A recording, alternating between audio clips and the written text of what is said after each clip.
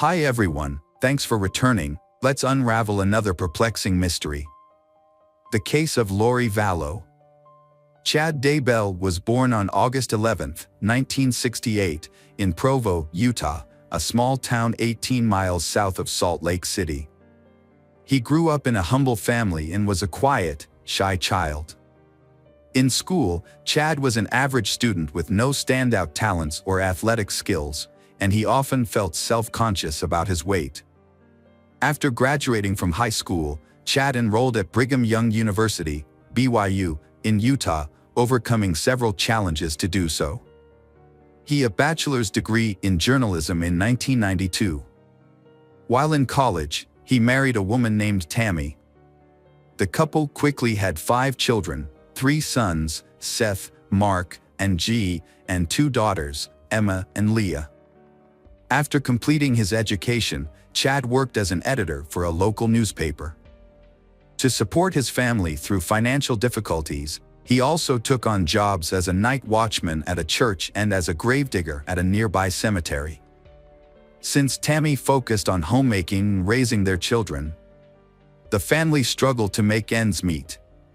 Chad then decided to use his journalism education to write a religious-themed book. He published his first work in 1999, which was a collection of religious stories and fantasy elements. To his surprise, the book became quite popular and earned him a big income. As a result, Chad quit his jobs at the cemetery and the newspaper to pursue writing full-time. About a year and a half later, he released another book titled 1 Foot in the Grave. This book was a science work in which he shared his experiences as a gravedigger and explored themes of death, the afterlife, and soul reincarnation. In 2004, Chad established his own publishing company, Spring Creek, to self-publish his writings. His works focused on views about the approaching end of the world and Judgment Day. Over time, some people noted that Chad's religious beliefs seemed to grow more intense. He published numerous fiction and popular science books that included religious themes. Additionally, he began hosting podcasts and creating audio and video sermons to help people prepare for the second coming of Christ. Chad referred to himself as an apocalyptic writer and claimed to have visions of the future, hear voices from the deceased, and receive unique prophecies. Lori Vallow was born on June 26, 1973, in Loma Linda, California. Growing up in a large family, she had 2 older brothers and 3 sisters. Her parents, Denise and Barry Cox, worked hard to support their children. From a young age, Lori was especially close to her older brother Alex, who was protective of her. During her school years, Lori was recognized as a true beauty and had many admirers. She was a charismatic blonde with a slender figure and an engaging smile, enjoying the spotlight and embodying a spirited, adventurous personality. In the spring of 1992, 18-year-old Lori married Nelson Yanes, with whom she had started dating during her senior year. However, they soon realized they had rushed into marriage and were unprepared for family life, resulting in their divorce less than a year later. They did not have any children together. In the fall of 1995, Lori remarried, this time to William Leah. A year later, they welcomed a son named Colby, but their marriage ended in 1998, just 2 years after his birth. In early 2001, Lori married Joseph Anthony Ryan, who adopted her son from her previous marriage, Colby. A year later, they had a daughter named Tylee, but their marriage ended in 2005. After the divorce, an incident occurred when Joseph came to visit the children. Lori's brother, Alex, attacked him, stating in court that he was protecting his sister's honor because Joseph had insulted her. Consequently, Alex was fined and received a short prison sentence. Lori married Charles shortly after divorcing her 3rd husband, Joseph. They got married in February 2006, and Charles is 17 years older than Lori. Despite the age difference, it did not affect their relationship. Charles had been married before and had 2 teenage sons. Zachary and Nicholas, from those relationships.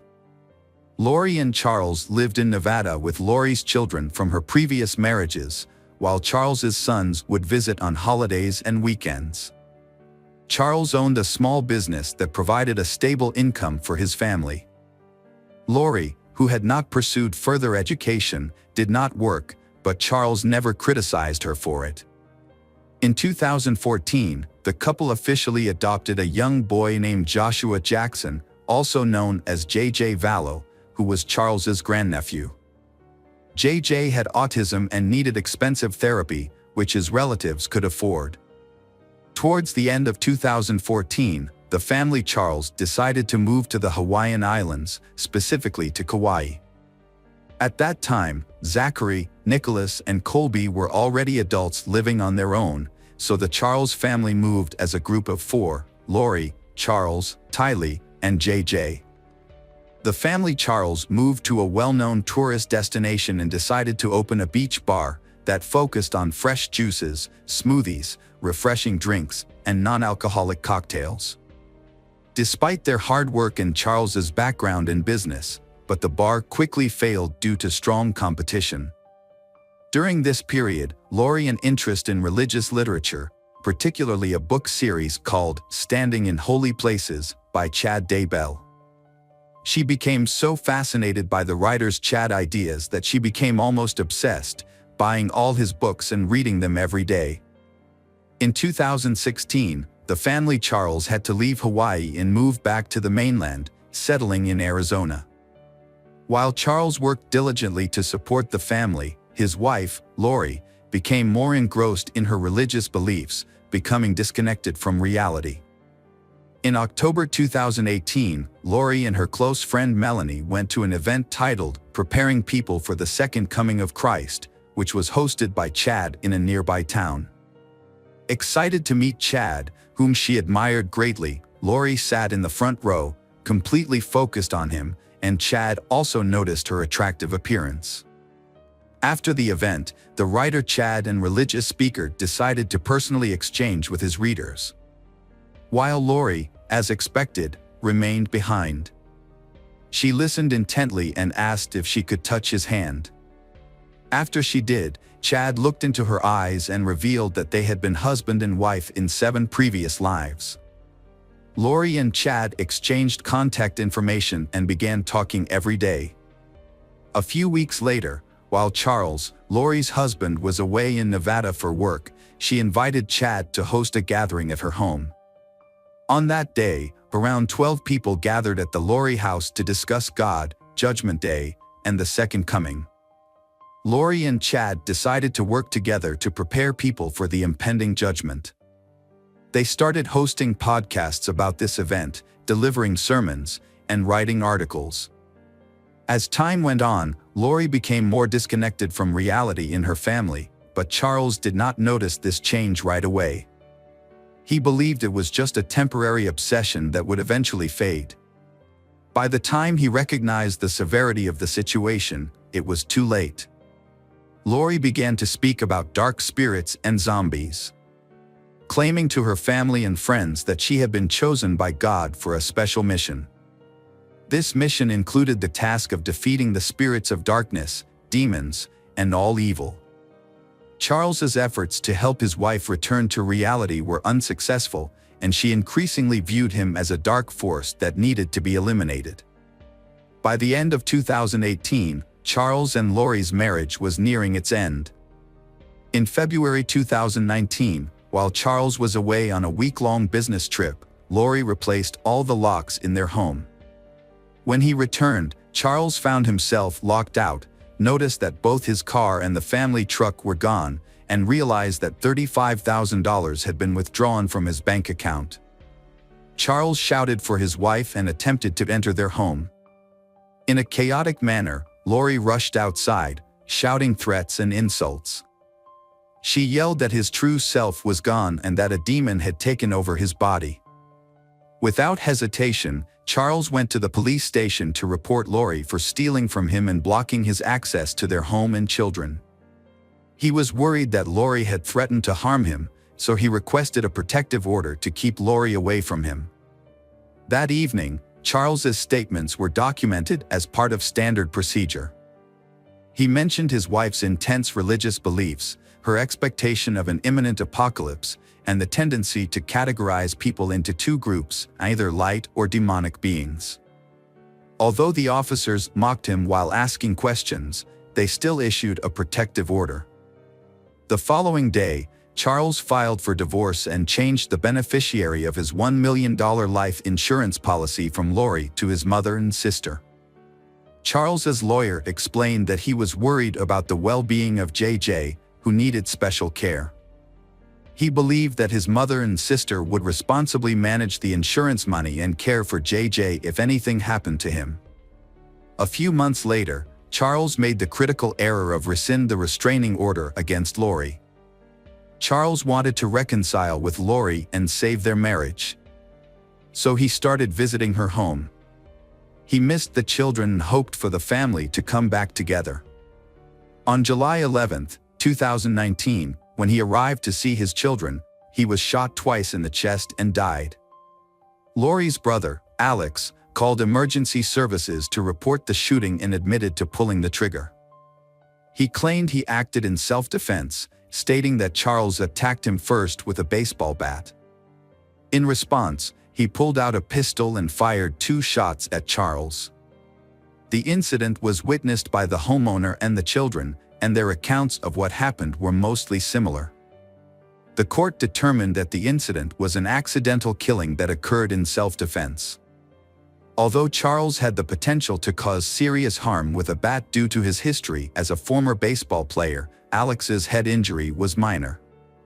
On the same day Charles's body was taken to the morgue, Lori hosted a party at their home, complete with music, many guests, and a disco by the pool, right where her husband had been shot and where blood was still visible. She did not organize a funeral or inform anyone about what happened.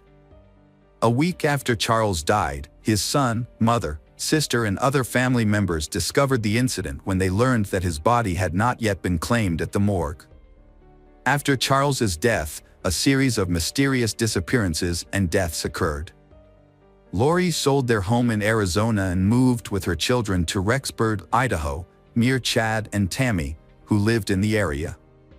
Lori's brother, Alex, also moved in with them to the same housing complex.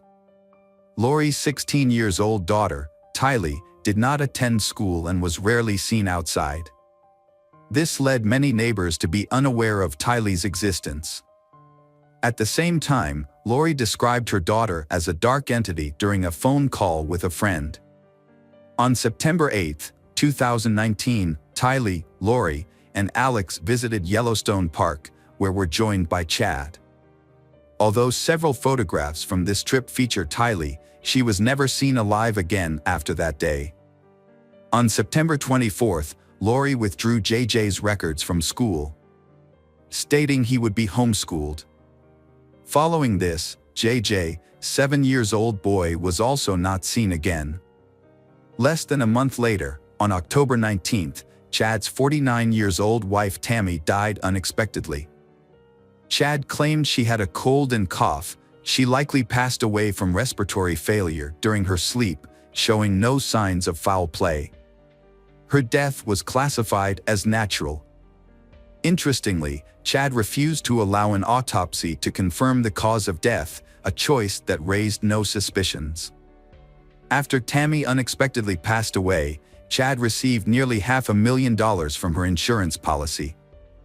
2 weeks later, Chad and Lori went to Hawaii and got married in a ceremony by the beach. This surprised Chad's children, people who are still grieving the loss of their mothers and found it hard to understand their father's decision. When they returned to Arizona, Chad and Lori lived together and misled others by stating that Lori's children were staying with relatives or claiming she had no children at all. They also rented a small storage unit nearby and moved all the children's belongings there, as if they had never existed in their home. On December 12, 2019, Alex passed away unexpectedly at home. Although it seemed he died from a heart attack, so his death was classified as natural. As time went on, many people began to ask Lori about her children's whereabouts. While she was able to deceive neighbors and friends, it was more challenging to maintain her lies in front of family members. Colby, Lori's eldest son, had limited contact with his mother after he moved away. He made a real effort to contact his younger sister, Tylee. At first, Lori answered the calls using her daughter's phone, pretending to be Tylee. However, Colby quickly realized that something was wrong. Meanwhile, Charles's family wanted to see JJ. They requested to take him for holidays or weekends, or just wanted to chat with him on the phone, but Lori always refused or came up with strange excuses. Eventually, JJ's grandmother reported him missing to the police. Shortly after, Colby also went to the police to help find his younger sister, Tylee. When police officers visited Lori's home and requested to speak with her children, she falsely claimed they were with relatives. This turned out to be untrue, so the police returned to her house. They gave Lori a week to bring the children to the station, but instead, she and Chad escaped to Hawaii. On February 20th, 2020, Lori was arrested on Kauai and brought back to Arizona. A search of her and Chad's home was conducted, but there were no signs of the children or evidence that they had ever been there. Chad, her husband, who had been defending her by claiming she had no children, soon became a suspect himself. On June 9th, police found human remains buried in their backyard. Forensic analysis confirmed that the remains belonged to Tylee and her younger brother, JJ. Chad was quickly arrested for hiding evidence and being an accomplice. Authorities then chose to exhume the bodies of Tammy and Alex to determine how they died. In both cases, they discovered traces of chemicals that could cause heart failure, indicating that these individuals did not die of natural causes. The trial of Lori and Chad began in January 2021. They were charged with conspiring to commit serious crimes, committing fraud through grand theft, and engaging in insurance fraud. Additionally, the circumstances surrounding Charles's death were changed from self-defense to premeditated murder. During the trial, witnesses testified that Lori described her children as dark entities and claimed she could save their souls. There were concerns that the deaths of 16 years old, Tylee, and 7 years old, JJ, may have involved ritualistic practices. Notably, Tylee's body was found partially burned, and weeks before that, Chad sent Lori a People review email in which he rated Tylee as a level 2 dark soul. Due to the serious charges against Lori and Chad, there was a possibility of capital punishment. However, in May 2021, Lori's defense team successfully argued that she was incompetent, which paused the trial. Meanwhile, all 5 of Chad's adult children maintained their father's innocence, stating that he was framed by Lori and Alex. In 2022, after receiving treatment in a psychiatric facility, Lori was found competent to stand trial and face her charges. In March 2023, the judge decided that Lori Vallow would not receive the death penalty, a ruling that the prosecution is currently trying to appeal. Later, in July 2023, she was sentenced to life in prison without the possibility of parole. Meanwhile, on May 30, 2023, Chad Daybell was convicted of first-degree murder of his first wife, Tammy, and Lori's 2 children, Joshua, JJ, Vallow, and Tylee, as well as conspiracy to commit murder and insurance fraud. Chad Daybell then was sentenced to death on June 1, 2024. Hello again, true crime fans. We've got another mysterious case to explore. The case of Greg Mulvihill. Greg Mulvihill and Diana met on a dating website in 2005. Both living far from their families, they decided to move to San Diego together. Diana had been passionate about fitness since she was young, playing sports in high school and eventually becoming a triathlete as an adult. Their love of the outdoors and fitness brought them closer together. 2000s, Diana and Greg both were highly skilled professionals and achieved great success in their careers. Diana was considered extremely trustworthy by her peers. Diana and Greg first met in 2005, and 2 years later, they decided to get married, marking the beginning of their new life together. They chose Costa Rica for their honeymoon, where they had the opportunity to learn to surf. In the early days of their marriage, they made the most of their time together, experiencing many exciting adventures together. After their wedding, Diana and Greg moved to Carlsbad, a suburb north of San Diego. The area has a mix of lagoons, hiking trails, hills, and secluded spots.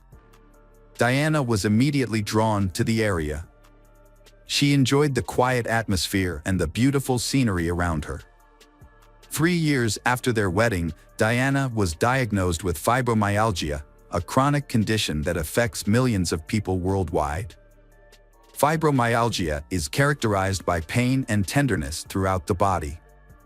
While the exact cause of fibromyalgia is unknown, there are a number of factors that may contribute to the condition. To help her cope with her fibromyalgia, Greg took her on a relaxing vacation to Santa Cruz, California, in 2011.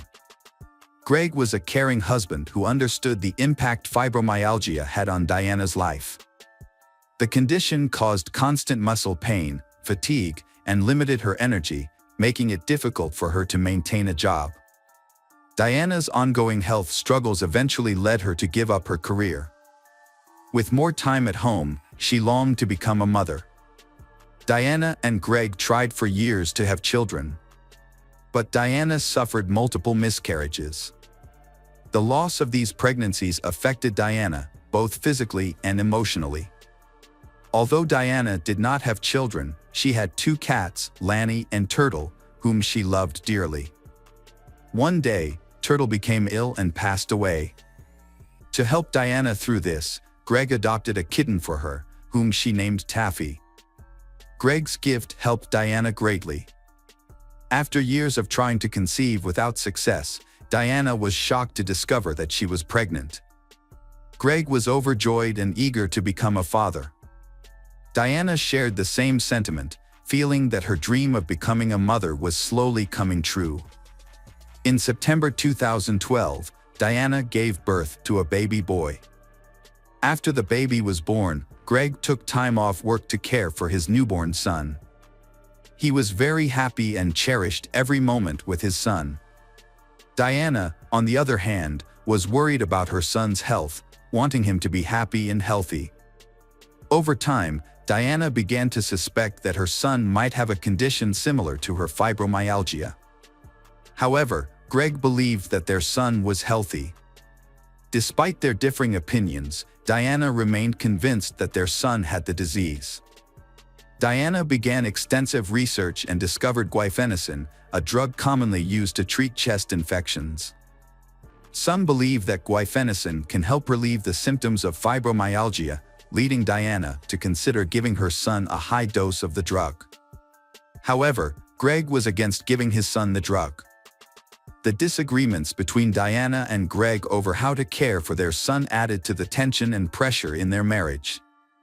When Greg injured his shoulder and lost his job, tensions escalated. With her income reduced, Diana sought a sales position to supplement the family income. She also tried to generate income through online cooking videos, with Greg helping behind the camera, but the project failed.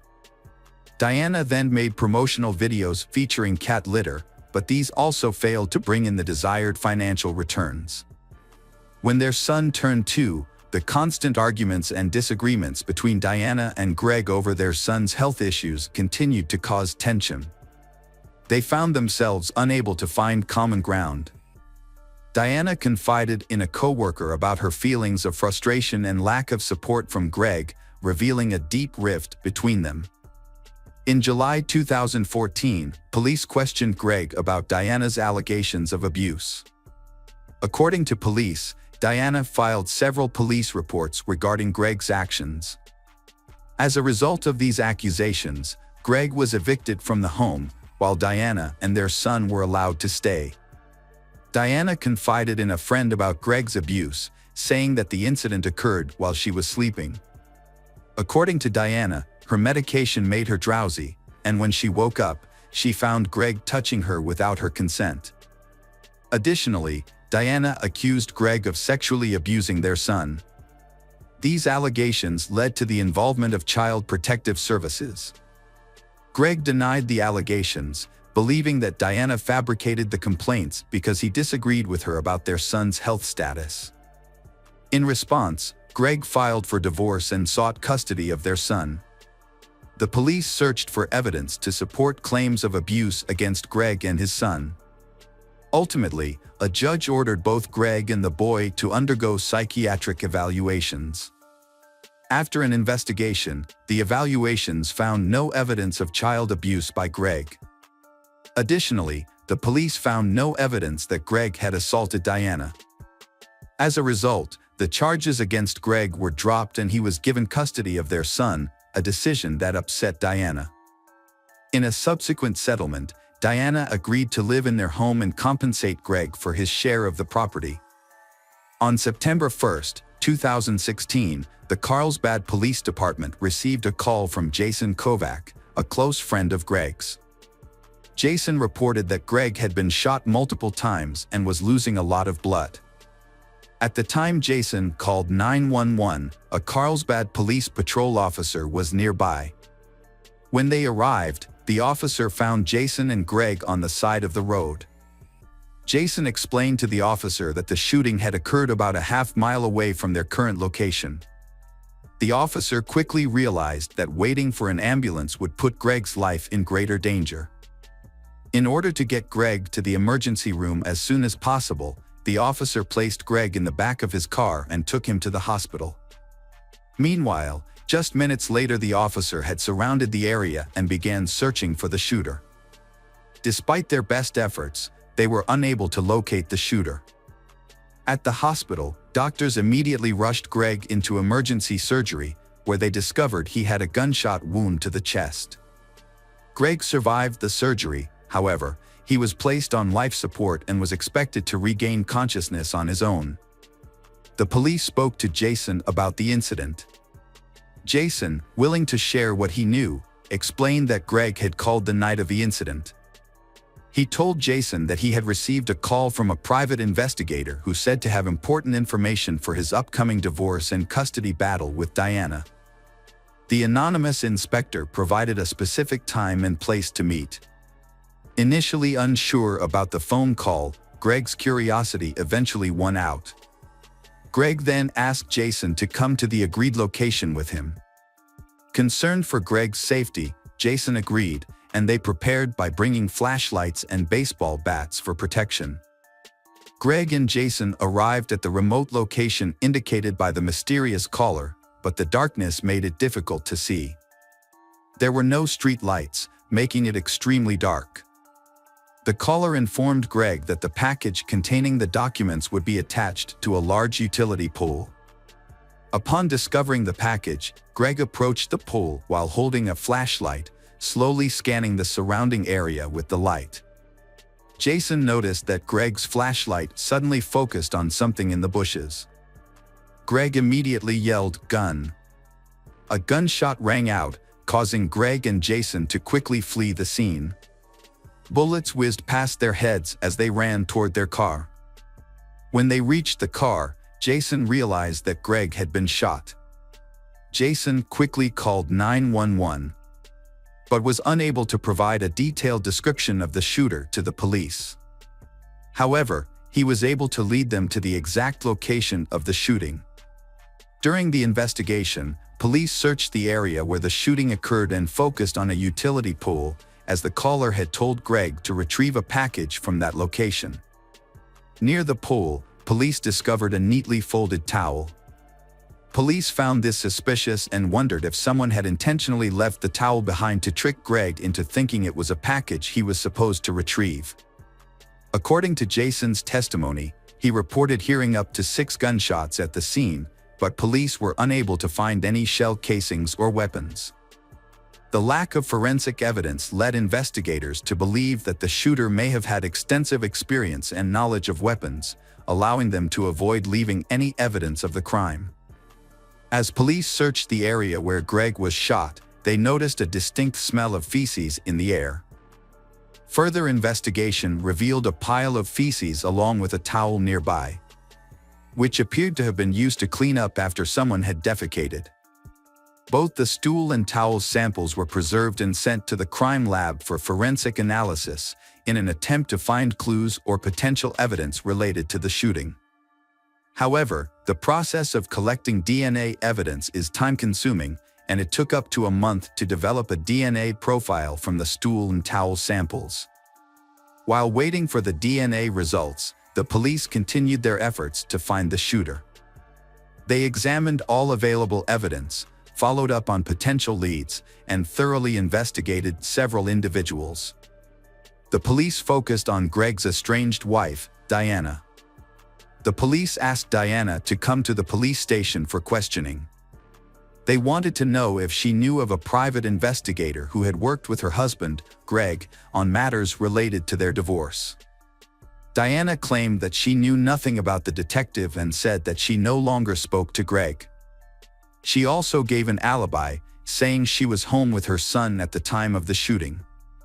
When questioned further, Diana said she could not think of anything else to add and could not identify anyone who might have been involved in the crime. Greg regained consciousness and began his recovery.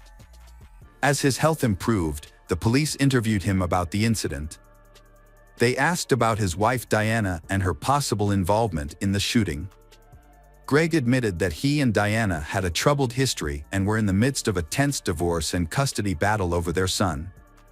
He suspected that Diana might have been involved in the shooting. Greg also said he had no enemies and did not know who might be behind the shooting. Early in the investigation, the police investigated the phone number that had called Greg. The number was on a pay-as-you-go plan, indicating that it did not belong to anyone. However, the police were successful in obtaining information from the cell phone carrier, which led them to a Best Buy near Carlsbad where the phone was purchased. The police immediately contacted the store manager to request information about the purchase, including the date of the transaction. They also requested any available video footage of the person who purchased the phone. After reviewing hours of video footage, the manager identified relevant footage that corresponded to the time of purchase of the phone. The footage was sent to the police for review. Although the video was grainy, the police were able to identify Diana, Greg's wife, in the footage. This new information made Diana the prime suspect in Greg's shooting. Diana was arrested, and during her arrest, Diana repeatedly maintained her innocence. The police then questioned Diana about her purchases at Best Buy. They discovered that she had purchased a cell phone, which then called Greg, leading to his shooting. However, Diana initially told the police that she had purchased a router. Faced with a surveillance camera image of the person who purchased the cell phone, who looked exactly like her, Diana admitted the truth. Following this revelation, Diana changed her story about her involvement in Greg's shooting. She said that her fear of Greg prompted her to buy a gun, which led her to practice at a local shooting range called Iron Sights. At Iron Sights, Diana claimed she met an instructor named Weldon McDavid, who taught her how to shoot. Weldon was a former Marine with expertise in firearms. Diana reportedly told Weldon about her difficult divorce and custody battle with Greg, which led to a close friendship between Diana and Weldon that eventually turned into love. Diana told police that she and Weldon had devised a plan. To carry out the plan, Weldon told Diana to buy a phone and use it to lure Greg to a remote location. Weldon's job was to intimidate Greg without using force. Diana admitted to driving Weldon to the location and picking him up. However, when she heard police sirens approaching in the distance, she asked about the situation. Weldon later revealed to her that he had shot Greg in self-defense because Greg had been aggressive toward him. She denied any involvement in the shooting and insisted that she had never asked Weldon to commit any acts of violence against her husband Greg. Diana was charged with attempted murder after admitting her role in the incident involving Greg. Fortunately, Greg quickly recovered from the gunshot wound to the chest and was released from hospital shortly afterwards. The police tracked down Weldon and brought him in for questioning. When the police asked about his relationship with Diana and his whereabouts on the night of the shooting, Weldon claimed he was at home, about 30 minutes from Carlsbad. The police then asked Weldon for a DNA sample, which made him visibly nervous as he realized they were getting closer to the truth. When asked if his DNA might have been present at the crime scene, Weldon feigned surprise and suddenly remembered something, saying it was a recent memory. Weldon told police that the night before the shooting, he had gone jogging due to stomach problems after eating Mexican food for dinner. He claimed to have stopped on a dirt road to use the restroom. Based on this information, police obtained a search warrant for Weldon's home. Their search turned up a rifle with a live bullet and 6 fired casings in the rafters. The 6 casings confirmed Jason Cack's account of hearing 6 gunshots. As a result, Weldon was arrested and charged with attempted murder and attempted murder. Police searched Diana's home with a warrant and examined her computer. They discovered a search history for the phrase "new moon." Notably, the night Greg was shot, September 1st, coincided with a new moon, when the surrounding light was very dim. By carefully analyzing Diana's search history, police were able to conclude that she had prior knowledge of the shooting. Her interest in the new moon suggested that she intended to take advantage of the lack of ambient light to facilitate the murder of her husband. Further investigation revealed Diana's motive for killing Greg. As part of the divorce settlement, Diana was required to pay Greg $120,000 for their home. Faced with the possibility of not being able to make payments on time, Diana may have seen getting rid of Greg as a way to avoid paying the money. In October 2017, the trial of Diana Lovejoy and Weldon McDavid began. The jury returned a guilty verdict, convicting Diana and Weldon of conspiracy to commit murder and attempted murder. Upon hearing the verdict, Diana collapsed to the ground. Weldon was sentenced to 50 years in prison, while Diana received a sentence of 26 years in prison. Both defendants maintained their innocence despite the guilty verdict. Hi everyone, thanks for returning. Let's unravel another perplexing mystery. The case of Romina Celeste Núñez. Romina Celeste Núñez was born in 1990 in Asunción, the capital of Paraguay. She is the oldest of 2 daughters. After her parents' divorce at a young age, her mother, Miriam Rodriguez, single-handedly raised the girls. Despite her ex-husband's lack of financial support and interest in their daughters, Miriam worked several jobs to support her family financially. When she was still a schoolgirl, Romina got a job in order to help her mother and younger sister. At 17, she began a dating relationship with a man named Christopher. He pursues her romantically and they make plans for the future together. When Romina discovered she was pregnant, she informed Christopher. Rather than being supportive, he gave her a difficult choice. She had to decide between ending the pregnancy or breaking up with him. Romina was deeply hurt by Christopher's words, but she sought the advice of her parents. After their discussion, she decided to keep the child. Her main concern was that if she had an abortion at such a young age, she might never be able to become a mother again. Romina felt she had no other choice. Her lover, Christopher, ended all contact with Romina, never showing any interest in her or their child's future. At 18 years old, Romina gave birth to a son named Lucas. However, the arrival of the baby made their already difficult financial situation even worse. Money was scarce, and Romina's mother had to support both her daughter and her grandson. Desperate to improve their situation, Romina moved to Spain, hoping to find better job opportunities. However, in Paraguay, she struggled to find a decent job with good pay. She then reached out to her maternal aunt, who lived in Spain, and the aunt invited Romina to join her.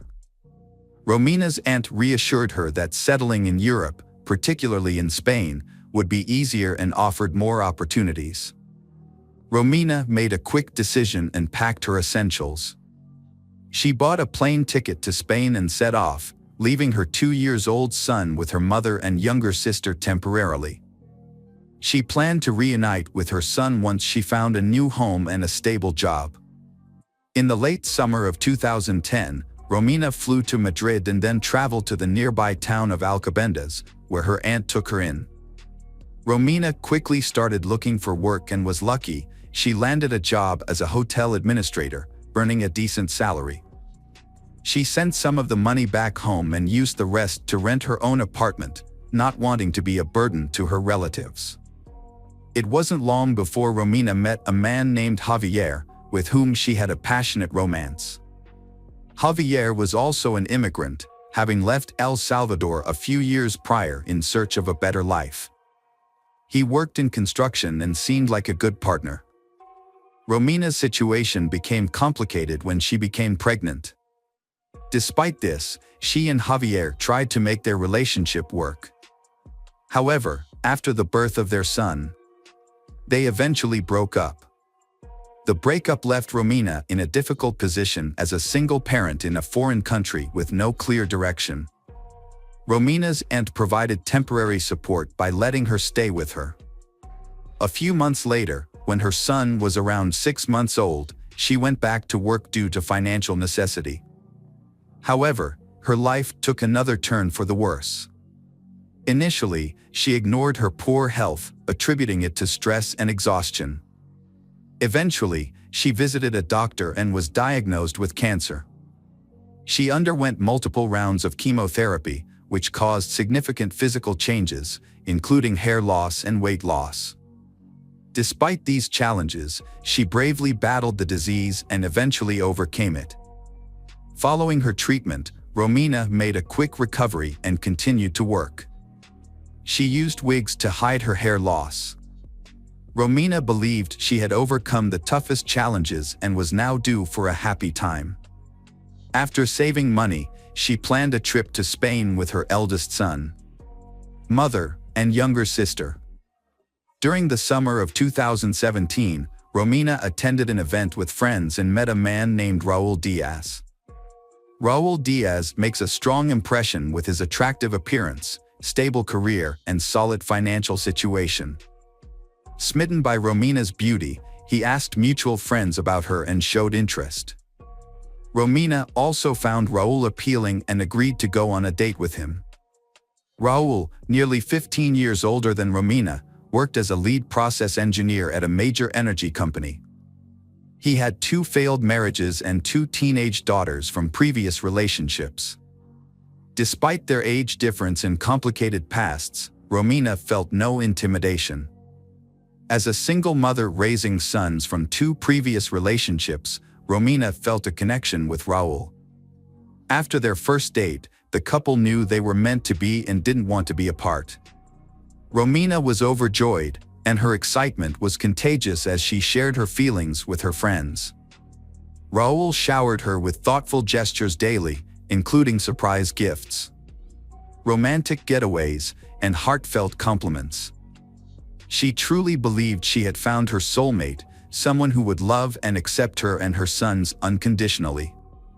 However, Romina bliss was short-lived as disturbing rumors about Raul began to surface. She heard that he had been abusive and cruel to his previous spouses, which ultimately led to the breakdown of both his marriages. Despite her concerns, Romina initially chose to disregard these rumors. Despite the significant age gap between them, and each having children from previous relationships, they decided to continue their relationship. Just 6 months into their relationship, they decided to cohabitate and settled into a luxurious villa on the beautiful island of Lanzarote in the Canary Islands. To Romina, this place was like a real heaven, but her happiness was short-lived. Raul, the man she once thought was her ideal partner, gradually became a brute and controlling man in the family. The 3 of them, Romina, her youngest son, and Raul, struggled to live together in harmony. Raul attempted to present himself as a husband and good father, and Romina even thought he would be the ideal father for her children. He promised her a long and happy life together, where he would fully support her and the children, leaving them wanting for nothing. Believing Raul's words, Romina agreed to marry him when he proposed. However, Raul wanted them to have some private time after the wedding, to they enjoy their time together. In fact, Raul wanted to take Romina's oldest child out of Paraguay and also wanted to get rid of her youngest son. Romina trusted Raul, despite her friends' concerns about his unusual behavior. In June 2018, her fiancé, Raul, bought tickets for Romina and her child to travel to Paraguay, but purchased a return ticket only for the Romina. When Romina returned home, she told her mother and younger sister about Raul, but they were skeptical of his intentions, suspecting he might be trying to get rid of her child. This led to a disagreement between Romina and her loved ones. A few days later, Romina returned to Spain, she promising to return in the fall. Upon Romina's return, she was warmly welcomed and experienced 2 months of happiness with Raul. However, in August, just a few days before their wedding, he brutally attacked her. This incident shocked Romina, but Raul begged for forgiveness on his knees, promising it wouldn't happen again. Believing him, Romina didn't report the incident to the police and kept it a secret. On August 10th, she held a wedding with Raul, covering up her bruises and marrying the man who would later take her life. 2 weeks after her wedding, Romina traveled back to Paraguay for a brief visit with her family, rather than to pick up her sons as she had originally intended. Romina's mother and younger sister were shocked by the changes they saw in her. Romina seemed upset and lost, had a noticeable limp, and bruises on her neck, which she tried to conceal with a scarf. When asked about her condition, Romina would remain silent or claim the injuries were caused by an accident. Romina told her family that her husband suggested the visit, as she had not seen her children in a while and missed them dearly. Her mother, Miriam, even praised her son-in-law for his kindness. However, Miriam still sensed something was wrong and was concerned about her daughter's unhappiness. Romina spent almost a month at home, which surprised her family, especially since she had just gotten married. Eventually, in mid-September, she secretly borrowed money from relatives for a return ticket to Spain. This was because her husband refused to pay for her trip back. This should have been a warning, but Romina still held on to the hope that her marriage would ultimately be happy. Romina's mother, younger sister, and 2 sons last saw her at the airport on September 17th. After returning to her husband, Romina's life gradually turned into a nightmare. It was eventually revealed that her husband, Raul, was addicted to drugs and no longer hid his addiction from her. While under the influence, he became violent and tortured her. Although Raul repeatedly abused Romina, whenever she tried to leave him, he would make promises to change and vow that the abuse would not happen again. After each incident, there will be a brief period of peace, during which Raul will show affection, where Raul would show affection, give gifts, and plan romantic dates. However, over time, these lulls became shorter, and the episodes of violence occurred more often. Just before the new year, Romina confided in her best friend about her fear of Raul, believing he might one day kill her. On December 29th, Raul severely beat Romina, forcing her to seek medical attention. Hospital staff suspected something was wrong and wanted to report the matter to the police. However, Raul intervened, claiming Romina had injured herself and denying any wrongdoing. Romina then she refused hospitalization, choosing to go home instead. On January 1, 2019, Miriam, Romina's mother, attempted to reach her daughter by phone multiple times, but Romina didn't answer. Concerned, Miriam then called her daughter's spouse, Raul, but he didn't answer either. After several days of not hearing from her daughter, Miriam sent a message to Raul stating that she was going to report this to the police if she didn't get any feedback. Raul immediately responded by calling Miriam back and explaining that he and Romina had an argument on December 31st. Following the argument, Romina packed her belongings and left him. Raul assured Miriam that Romina was just upset and would return once she cooled down, as she had done before, in similar situations. However, Miriam was not convinced by Raul's explanation and suspected that something may have happened to her daughter. She insisted that Raul go to the police to report the situation. Raul did not report his wife's disappearance until January 8th, and only did so because her relatives pressured him to take action. However, his story was different this time. He claimed his wife had taken his money after they quarreled and might have traveled to Paraguay to visit their children. Raul's testimony was inconsistent and contradictory, fueling further questions and doubts. As a result, law enforcement took a closer look at Raul and the couple's life. After interviewing friends and relatives, they uncovered signs of a troubled marriage. Romina had confided in loved ones about Raul's abusive behavior. Others had noticed bruises and injuries on her body, leading them to suspect that something more serious was going on. Raul was placed under secret surveillance, and his phone calls were tapped. Despite this, he seemed to know that he was being watched and was extremely cautious for a long time. The investigation continued, and investigators soon discovered a crucial piece of information. On December 29th, Romina was taken to the hospital with severe signs of beatings, but her husband forbade her from reporting the incident to the police. This incident did not happen just once, as Romina had reported domestic violence a few months ago, but she withdrew the report the next day. Raul eventually let his guard down during a phone conversation with a police officer who was a relative. In this conversation, he claimed that his wife was no longer alive and that her body would never be found. This is an important lead in the case, and Raul was arrested as the main suspect. He was then taken in for an interrogation. During questioning, Raul claiming that on New Year's Eve, Romina had become intoxicated and demanded that he move her children into their home immediately. When he refused, Romina became aggressive, throwing objects at him and starting a fight. Raul claimed that he left the house to calm down, but returned a couple of hours, he later to find Romina unresponsive in the bathtub. Raul claimed Romina died from suffocation due to being heavily intoxicated, but he was afraid of being suspected of being her killer. As a result, Raul attempted to conceal the evidence and decided to remove all traces and then report her disappearance. However, everyone was amazed at the way he handled the body. Raul claimed that he burned Romina's body in a barbecue area located in a private courtyard of their upscale residential complex. He believed the private location would prevent neighbors from seeing or smelling the burning body.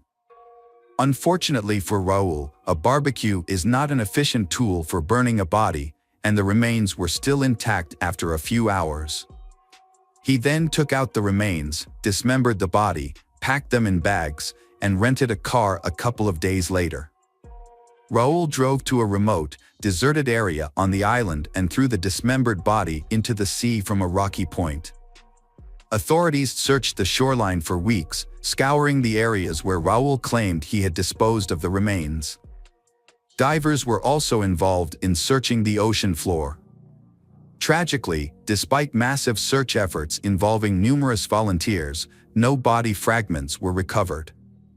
The case continued unfolding, with Raul eventually being formally charged with domestic violence and murder on January 16th.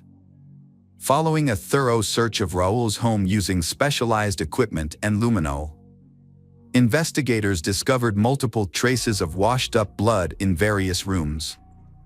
The investigation also revealed that Raul had bought caustic soda on the internet, a strong chemical often used to dissolve and remove organic substances and old paint. In a room on the second level, further evidence was uncovered. The man had attempted to clean a bloody stain on the floor, but in doing so, he damaged the flooring and decided to paint over the area. According to the investigation, this room is where Raul chopped his wife into pieces. Key evidence was discovered that suggested a violent struggle took place. A broken piece of Romina's fingernail with blood and a layer of skin from Raul were found on the floor, indicating she was still alive and resisting when the attack occurred. Additionally, in the bathroom, Romina's contact lens was discovered stuck to a tile on the wall, possibly dislodged from a forceful blow to her face. Despite their exhaustive search, investigators initially failed to find Romina the body. However, the police station received a call from a tourist who reported a suspicious object on the beach, a piece of lung tissue that could have belonged to either a human or an animal. In late February, forensic analysis confirmed that the lung tissue belonged to Romina. Throughout the investigation, Raul maintained his innocence, sticking to his claim that Romina had unintentionally drowned in the bathtub due to intoxication. Notwithstanding evidence of a violent struggle found in the house, Raul insisted he did not use any tools or objects to dismember her body. Raul's claim of trying to burn his wife's body completely on a barbecue was untrue. There were several reasons why this could not have happened. Firstly, it would have been impossible for him to place his wife Romina's body on the barbecue in his yard. Secondly, even if he had been able to, the prolonged exposure to the fire would not have made the bones fragile enough for them to fall apart on their own without any tools. Additionally, in order to separate the lung from the body, it would have been necessary to open the chest, which could not be done with bare hands. Despite the investigation's proof, it was never determined exactly how Raul killed his wife. However, evidence of a struggle was found in the house, suggesting that he may have beaten her to death. It was clear that Raul had dismembered her body in the same room where he later repainted the floor to cover up the bloodstains. Raul's trial was repeatedly delayed. During this time, he changed lawyers several times. Eventually, due to overwhelming evidence, Raul admitted to accidentally killing his wife during a fight, contradicting his previous claim that he had found her dead in the bathtub. It wasn't until June 2023 that he was finally found guilty. However, Romina's loved ones felt the sentence was too lenient. Raul received a sentence of 12.5 years for involuntary manslaughter, 2 years for domestic violence, 1 year for the physical harm inflicted on Romina in December 2018, which resulted in her hospitalization, and several months for physical abuse. The combined punishment for all the offenses was almost 16 years in prison. Raul is currently serving his sentence, but at the same time, he is trying to have the court's decision overturned by filing appeals. Hello again, true crime fans. We've got another mysterious case to explore. The case of Annie Lee. Annie Lee was born on July 3, 1985, in San Jose, California, to Vivian Van Lee and Hogan Lee, Vietnamese immigrants. As an only child, Annie demonstrated exceptional intelligence and talent from an early age, consistently excelling in her studies and being considered the top student in her school. Annie's favorite subjects were chemistry and biology. Her teachers believed she had a bright future in science, with some even predicting she might one day win a Nobel Prize. Throughout her school years, Annie actively participated in scientific conferences, where her work garnered various awards and recognition. As a high school student, she secured a $65,000 scholarship to study at any U.S. university. Annie chose the University of Rochester in New York, where she studied cellular development biology and medical anthropology. She later enrolled in Yale University's graduate school, working in a scientific laboratory and pursuing a doctoral degree in chemistry and biology. Annie's dissertation focused on the study of diseases caused by metabolic disorders. During her time working in the laboratory, she gained much research knowledge, which contributed to the treatment of diabetes and certain types of cancer.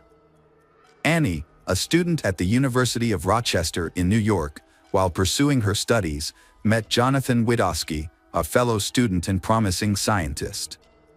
The two quickly dating, and their parents were pleased with their relationship. After graduating, Annie moved to New Haven, Connecticut, to attend Yale, while Jonathan chose to pursue his studies at Columbia University in New York. Despite the distance, the couple maintained their romance, visiting each other every weekend and making plans for their future. In the summer of 2009, Jonathan proposed to Annie with a beautiful diamond ring, and she happily accepted. They set their wedding date for Sunday, September 13, 2009. Initially, they only shared the news with their parents and close friends, keeping their colleagues in the dark. It wasn't until a week before the wedding, on September 6, that Annie sent out emails to friends and colleagues, announcing their upcoming marriage and a wedding invitation. The day after, the news spread rapidly throughout the department and the lab where Annie worked, becoming the most discussed topic. Annie and her fiancé had planned a wedding ceremony on Long Island, followed by a honeymoon at a luxurious resort in Greece. A few months before she went missing, Annie had written an article for the university publication, where she cautioned students about potential dangers and provided safety tips for when they were off campus. However, despite being aware of the risks, Annie herself fell victim to an unexpected tragedy at her workplace. On Tuesday, September 8, Annie left her university dormitory, where she shared a room with 3 friends, and headed to the University Medical Center laboratory, where she worked. The laboratory building, located on Amistad Street, has restricted access and requires a pass and special key card for entry and movement within the premises. A CCTV camera at the entrance captured Annie entering the building around 10 o'clock that morning. She went to her office, changed her clothes, stored her personal belongings, put on a medical coat, locked the door, and proceeded to the biolab. However, Annie never returned to her office that day and seemed to vanish in the corridors. Unfortunately, no one ever saw her alive again. On the evening Annie went missing, her dormitory neighbors were the first to discover the incident. They had grown accustomed to Annie's punctual nature, as she usually returned home at the same time every day. However, as midnight approached and she failed to return, her friends began to worry. Their concerns deepened when they were unable to reach Annie on her phone. Deciding to take action, they reported her disappearance to the police. Upon investigation, it was discovered that Annie's parents and fiancé had also been unable to contact her that night. Initially, they had assumed she was working late due to her heavy workload and would call them back when she was available. When the police arrived, they weren't too worried. They had heard what had happened and assumed that Annie was nervous before the wedding and needed time to calm down. However, their opinion quickly changed after examining Annie's office and reviewing the CCTV footage. They also tracked her movements within the building using her key card. The evidence revealed that Annie had entered the building in the morning but never exited. Her personal belongings, including her clothes, bag, wallet, and cell phone, were still in her office. Despite an extensive search, no sign of Annie was found, leaving behind only the unsettling feeling that she had vanished into thin. The disappearance of Annie Lee, a graduate student, led to an extensive investigation by the Federal Bureau of Investigation. Those who knew Annie personally described her as intelligent, kind, cheerful, and energetic, with no known enemies. Her family and fiancé anxiously waited for news, hope she will return safely. However, detectives were less optimistic, concluding that it was likely she was no longer alive. The laboratory building, crime scene, was placed under guard, and the list of suspects was narrowed down to staff and students with authorized access. The university atmosphere was tense, because everyone realized that the killer might be somewhere nearby. Annie's fiancé, Jonathan, who had flown in from another state, was questioned but had a solid alibi. Despite this, he was visibly shaken and on the verge of a nervous breakdown, deeply concerned about Annie's disappearance. Among the suspects, one is Annie's teacher. On the day she disappeared, he canceled his lectures for unknown reasons and had no alibi. Although his was initially questioned, after the police still believed the perpetrator was likely someone from Yale University's laboratory, either a student, faculty member, or staff. A disturbing detect was found on September 12, providing the first evidence that Annie was no longer alive. A medical coat stained with blood was discovered hidden behind a false ceiling in an auxiliary room of a building. The coat did not belong to Annie, but further examination revealed that the blood on it was indeed hers. On September 13, the body Annie was found in a narrow pipeline on the technical floor of the laboratory. The day she was supposed to get married and leave for her honeymoon in Greece. Her petite stature and fragile build made it easier for her killer to stuff her body into the small space. A service dog's keen sense of smell helped the police locate Annie's body. The location where her body was hidden suggested that the killer was familiar with the laboratory's layout. It was a spot that was hard to access, making it a clever yet sinister choice for concealing the crime. Annie's body showed severe signs of trauma. Most of her ribs were broken, her limbs were damaged, and several teeth were knocked out. However, according to the pathologists, the cause of death was mechanical asphyxia, which meant that Annie was severely beaten and then strangled. A further examination revealed that Annie's clothes had traces of seminal fluid. But it was concluded that she had not been raped. A few days before Annie's body was discovered, police attention was initially drawn to Raymond J. Clark III, a young laboratory technician. Raymond claimed to have seen Annie leave the building without her belongings, implying she intended to return. However, his testimony aroused suspicion from the police. Following the discovery of Annie's body, Raymond became the primary suspect. They collected DNA samples from Raymond and asked him not to leave the country until the investigation was completed. On September 17, Raymond was arrested. Forensic examination results showed that his semen was found on Annie's clothes. And his robe, stained with Annie's blood, was discovered hidden in the suspended ceiling. Additionally, Raymond had suspicious bruises on his body, suggesting that Annie had fiercely defended herself before her death. Despite the incriminating evidence, Raymond denied any involvement in the crime. Further investigation showed that Raymond was a very hot-tempered person, easily angered and often had workplace conflicts. He frequently engaged in verbal altercations with colleagues and had a reputation for being cruel, having physically abused women he had relationships with in the past. Raymond did not excel academically, but he stood out as a promising athlete in school. He is known for his handsome looks and has a strong appeal to women. However, he was unable to get into university due to poor grades. Fortunately, with the help of some relatives, Raymond secured a job at a laboratory, starting as a janitor and eventually working his way up to become a technician. During this time, Raymond was in a relationship with a woman named Jessica Del Rocco. However, their relationship was tumultuous, and Jessica later testified against Raymond in court. She described him as controlling, stating that he would constantly monitor her activities, read her messages, and dictate what she could do and couldn't do. He would also become violent when they disagreed. And Jessica claimed that he would physically abuse her. After one particularly brutal incident, Jessica fled from Raymond. She temporarily relocated to another state to escape his abuse. Then Raymond had been in a relationship with Jennifer Radko, a Yale University student, for the past year.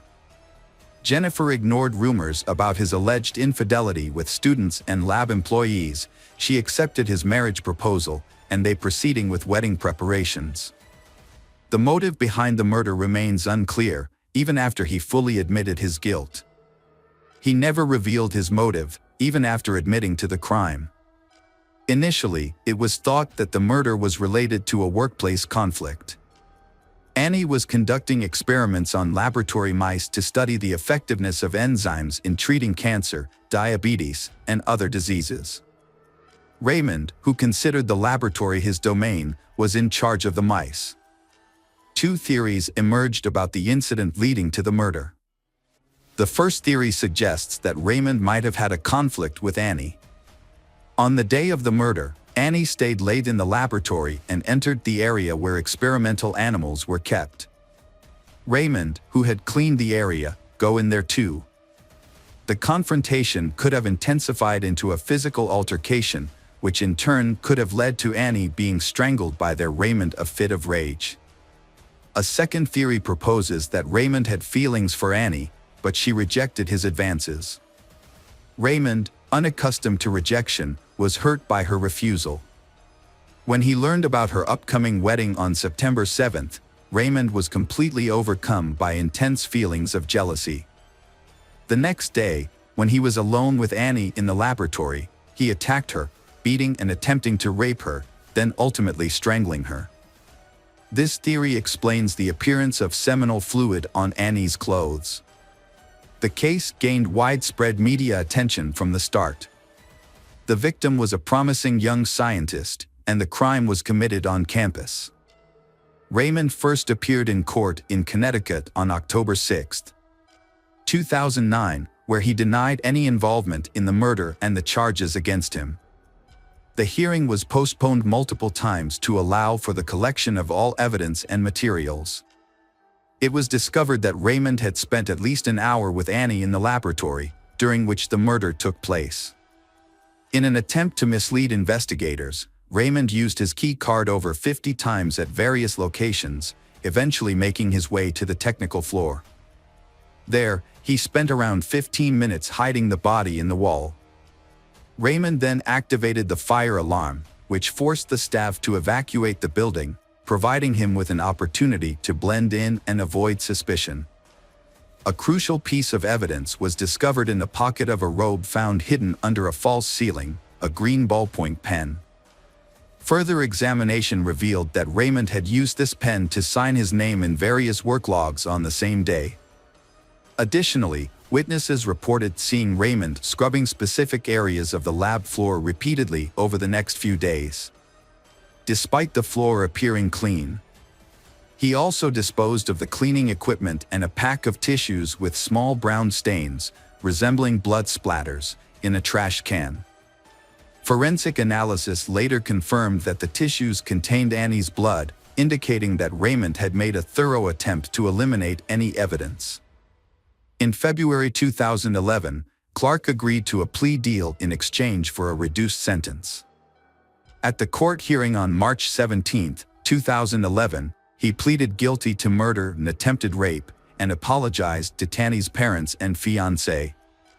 However, Raymond never revealed the details of the incident leading up to the murder or his motivation for the crime. As a result, he was sentenced to 44 years in prison. Raymond is currently serving his sentence at the Cheshire Correctional Institution in New Haven County, Connecticut, and will not be eligible for release until September 2053.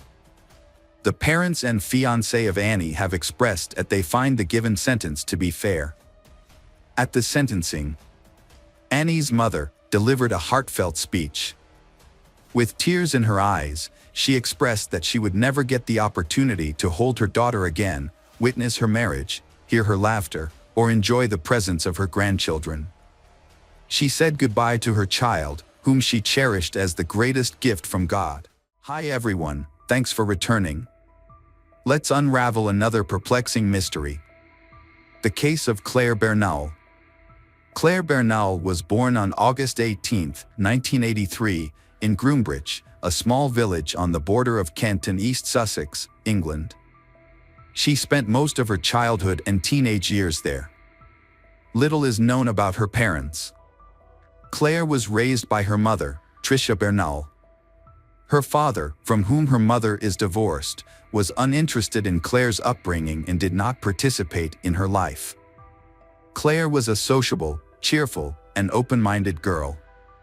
She attended St. Gregory's Catholic School, where she excelled academically, participated in dance, and developed a passion for fine arts.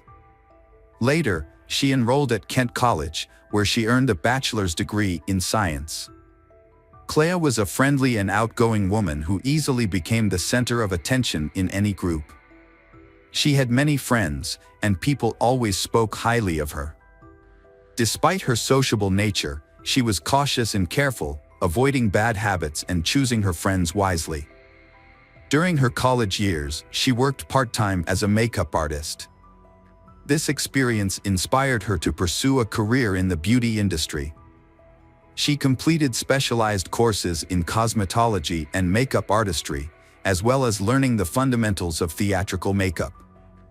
These skills led her to her dream job as a beauty and style consultant at the upscale store Knightsbridge, which had recently opened in the luxury department store Harvey Nichols. To take this job, Claire moved to London because rent in the capital was quite high, so she lived with two friends. Despite being new to the industry, Claire quickly became a favorite with her colleagues. She was the most knowledgeable about makeup and skin care, so she took the time to mentor newbies. Claire describes herself as detail-oriented, patient, friendly, and kind. Claire loves living in the capital, where there are many opportunities to showcase her talents, learn new skills, and gain experience. During her first few months at Harvey Nichols, Claire met Michael Peake, a senior security guard who was immediately drawn to her. He showed his interest through various gestures and was good-looking. However, Michael has a complicated past. He is a citizen of both the Czech Republic and Slovakia. He was a former soldier who deserted and moved to England to avoid military service. Michael has a wife, whom he is in the process of divorcing, and a young child. Michael speaks with a very strong regional accent. He is tall and athletic, smiling and joking frequently. Michael began pursuing Claire. For about a month, they chatted happily and interacted mainly at the department store where they worked. When Michael asked Claire out on a date, she happily agreed. Their first date was at a quaint London cafe, where they spent the evening talking about their lives and sharing personal stories. During the conversation, Michael revealed that he was married but expressed his intention to divorce his wife soon because he wanted to be with Claire forever. This unexpected confession made Claire feel a little uncomfortable, but she thought that he was probably just joking. When Claire shared everything with her mother, she felt unhappy that the person pursuing her daughter was a foreigner, 8 years older than her and already had a family. Claire's mother Tricia advised her daughter not to meet this man. However, Claire felt safe and reassured her mother that everything was fine. On the second date, Michael took Claire to an amusement park, gave her a beautiful bouquet of flowers, complimented her repeatedly, kissed her goodbye and confessed his love. Claire was surprised and wondered if Michael was joking. That evening, she called her mother to express her concerns. Once again, her mother asked her to stop seeing him. Claire admitted that his behavior was a bit strange, but she admitted that she liked Michael and wanted to get to know him. So Michael asked her out on another date a week later, which she agreed to. This time Michael confessed his love again and told Claire that he would never let her go again. This left Claire confused, and even a little scared. She decided that this would be their last date and that she would end the relationship. Their short-lived affair lasted less than a month, during which they only went out 3 times. However, that was enough for Michael to believe that Claire was now his. Michael went back to the Czech Republic for a few weeks to see his wife and settle their divorce, but he was unable to resolve the issue. During this time, Claire almost completely stopped thinking about him, moving on with her life, believing that Michael was part of her past. However, one evening, he called her, asking to meet him at the airport. When Claire refused, he insisted that he needed her help. Claire finally agreed to meet him and even offered to let him stay for a day, since he had mentioned that he had moved out of his rented apartment and could not move into his new one until the next day. After entering Claire's house, Michael said that he wanted to stay and live with her. Claire was scared and asked him to leave immediately. However, Michael refused. Claire threatened to call the police if Michael did not leave. Although he eventually left the apartment, he did not leave and remained sitting on the doorstep until morning. The next day at work, Claire explains to Michael that their relationship is over and that their previous 3 dates meant nothing. However, Michael disagrees. Michael continued to prove his true feelings. He brought a large bouquet of red roses to Claire's workplace, but she refused to accept them. Michael persisted and took Claire home later, where he sat outside her apartment all night. When the neighbor tried to kick him out, Michael threatened to harm Claire instead of breaking up with her. Michael's actions and behavior are a desire to control Claire, despite Michael's assertions of love.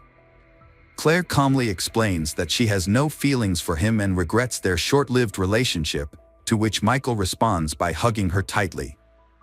He whispers in her ear, insisting that she loves him but does not yet realize it. For 6 months, Claire endured relentless stalking and harassment from Michael. Despite reporting her to the police, no action was taken. At work, Michael lurked outside her store, monitoring Claire's every move and contacting her dozens of times a day via phone calls and text messages. Michael would confess his undying love, beg for forgiveness, and beg her to come back. However, when his attempts were rebuffed, he would resort to threats, insisting that they would eventually be together. Every time Claire changed her phone number, Michael would find a way to get her number within a few days.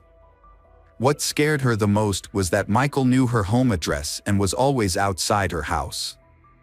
Even when she tried to move, Michael followed her and found out her new address, causing the harassment to continue. Michael thought they were still in love. He even counted the months since they first met. In Michael's messages to Claire, he mentioned that if Claire didn't belong to him, he would make sure that no one else could have her. Claire had difficulty concentrating at work and was afraid to go out in public. Even the sound of the phone ringing startled her. Over time, the situation got worse and Claire began having nightmares at night. The emotional damage was evident as she lost a significant amount of weight. She felt tired and lost her confidence and her usual outgoing demeanor. Encouraged by her mother, friends, and co-workers, Claire finally decided to report her situation to her employer. She confided in the head of security at the mall. This man, who had experience in law enforcement, took Claire's concerns seriously and conducted a thorough investigation. He interviewed other employees and carefully reviewed the mall's surveillance footage, gathering evidence that showed that Claire was indeed being stalked by Michael. The security manager transferred Michael to another part of the store. However, this change did not significantly improve the situation. Michael continued to spend most of his time waiting outside the store, monitoring Claire's actions. Because Michael failed to perform his duties, the store management had to fire him. Despite this, Michael continued to harass Claire. Claire decided to report Michael to the police. When questioned by the police, Michael denied any wrongdoing, claiming that his intentions were sincere and that he only wanted to make it up to Claire so they could get back together. He insisted he had not threatened Claire, but his tone could have been misinterpreted. However, the police did not speak to Claire's colleagues and flatmates, who witnessed the incident and knew Michael had been stalking Claire for months and repeatedly threatening to kill her. The police treated the situation as a casual affair, finding no threat to Claire's life or health. The police did not conduct a risk assessment and Michael was only given a fine and a warning.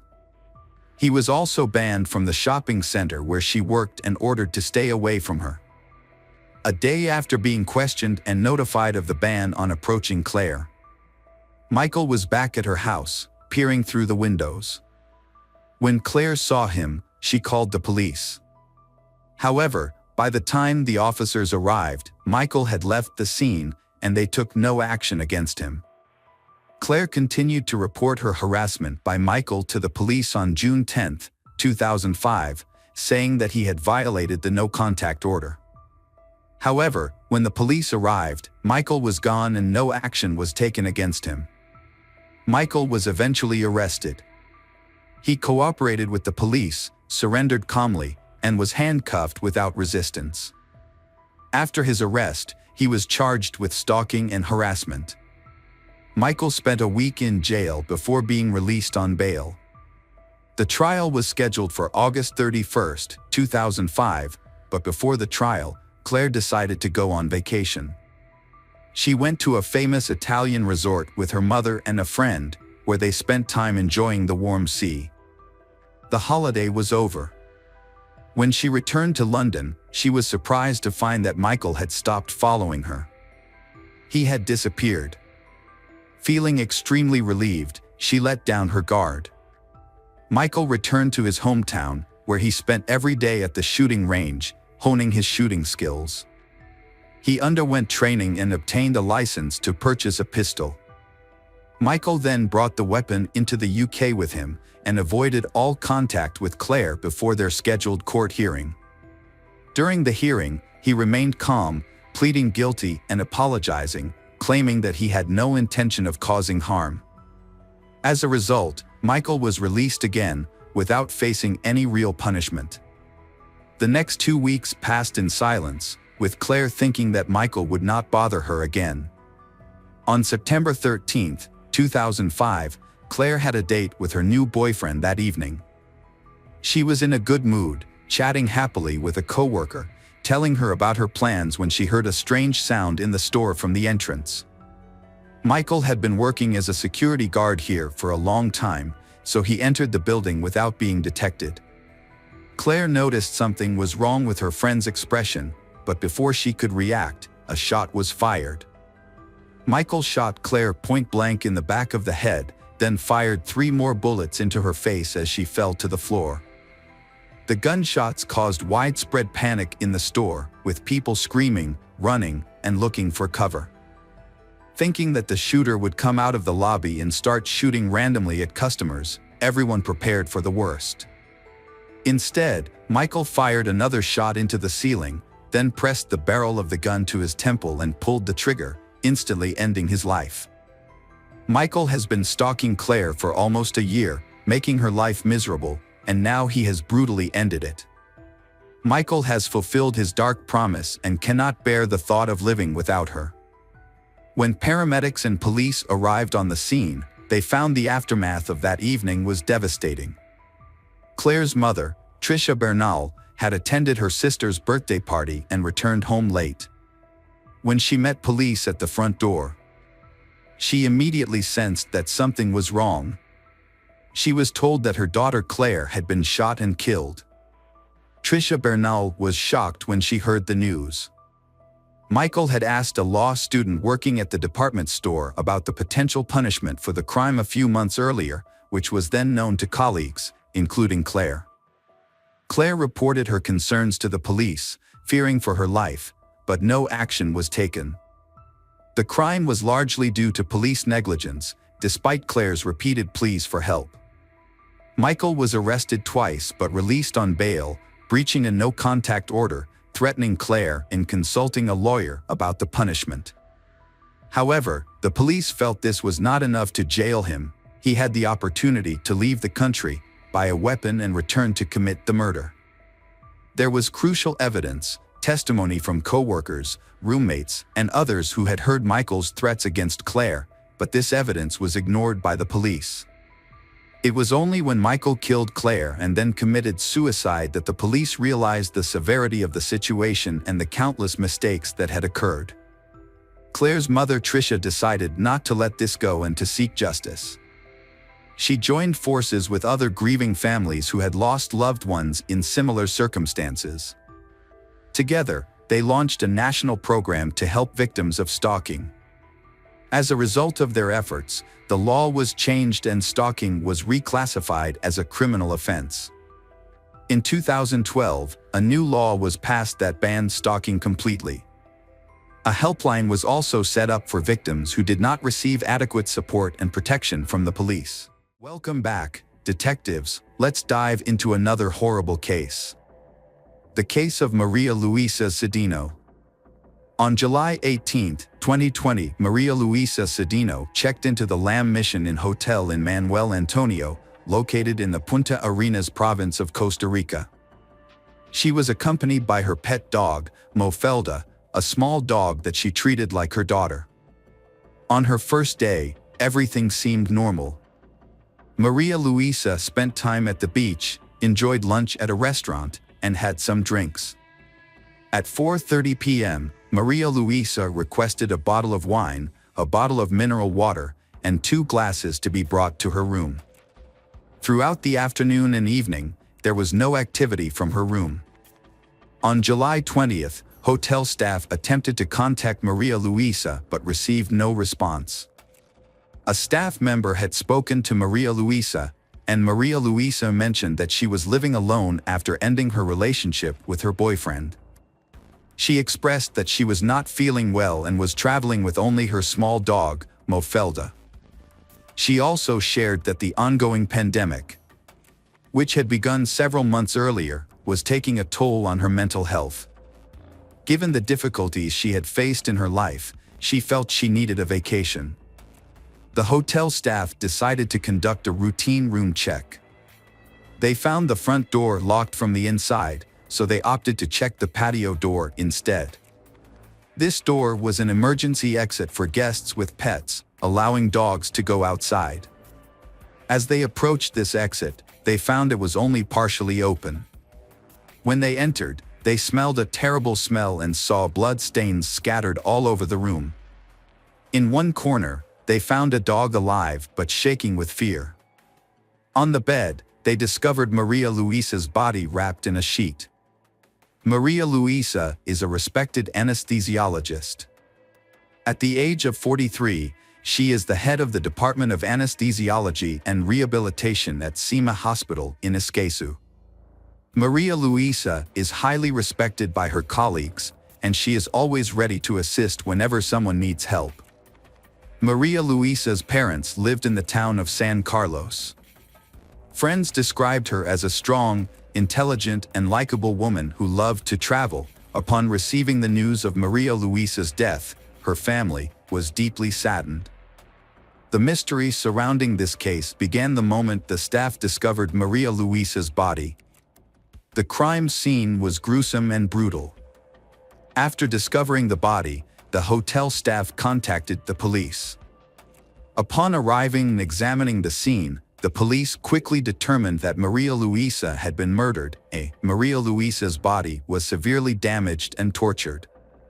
Forensic experts then arrived to collect evidence, determine the cause of death, and analyze every detail to identify the perpetrator. A subsequent autopsy discovered multiple bite marks on the body and 2 broken fingernails, indicating that Maria Luisa had fought back. The autopsy also revealed that the killer had washed the body, suggesting that he had taken Maria Luisa to the bathroom after the murder. Police determined that Maria Luisa had been murdered in the bedroom, as evidenced by the large amount of blood found there. The perpetrator then took the body into the bathroom, washed it, dried it, wrapped it in a sheet, and placed it on the bed. The killer had washed the body, possibly to eliminate evidence and hide signs of the crime. However, this effort was largely ineffective because blood was found everywhere, on the floor, walls, curtains, and bed. This brutality suggested that the attack was exceptionally violent. Experts took photographs and gathered as much physical evidence as they could. The body was sent for an autopsy, and the police started questioning hotel staff and guests who might have witnessed or heard anything. At the scene, it appeared that Maria Luisa was screaming loudly and her dog was barking.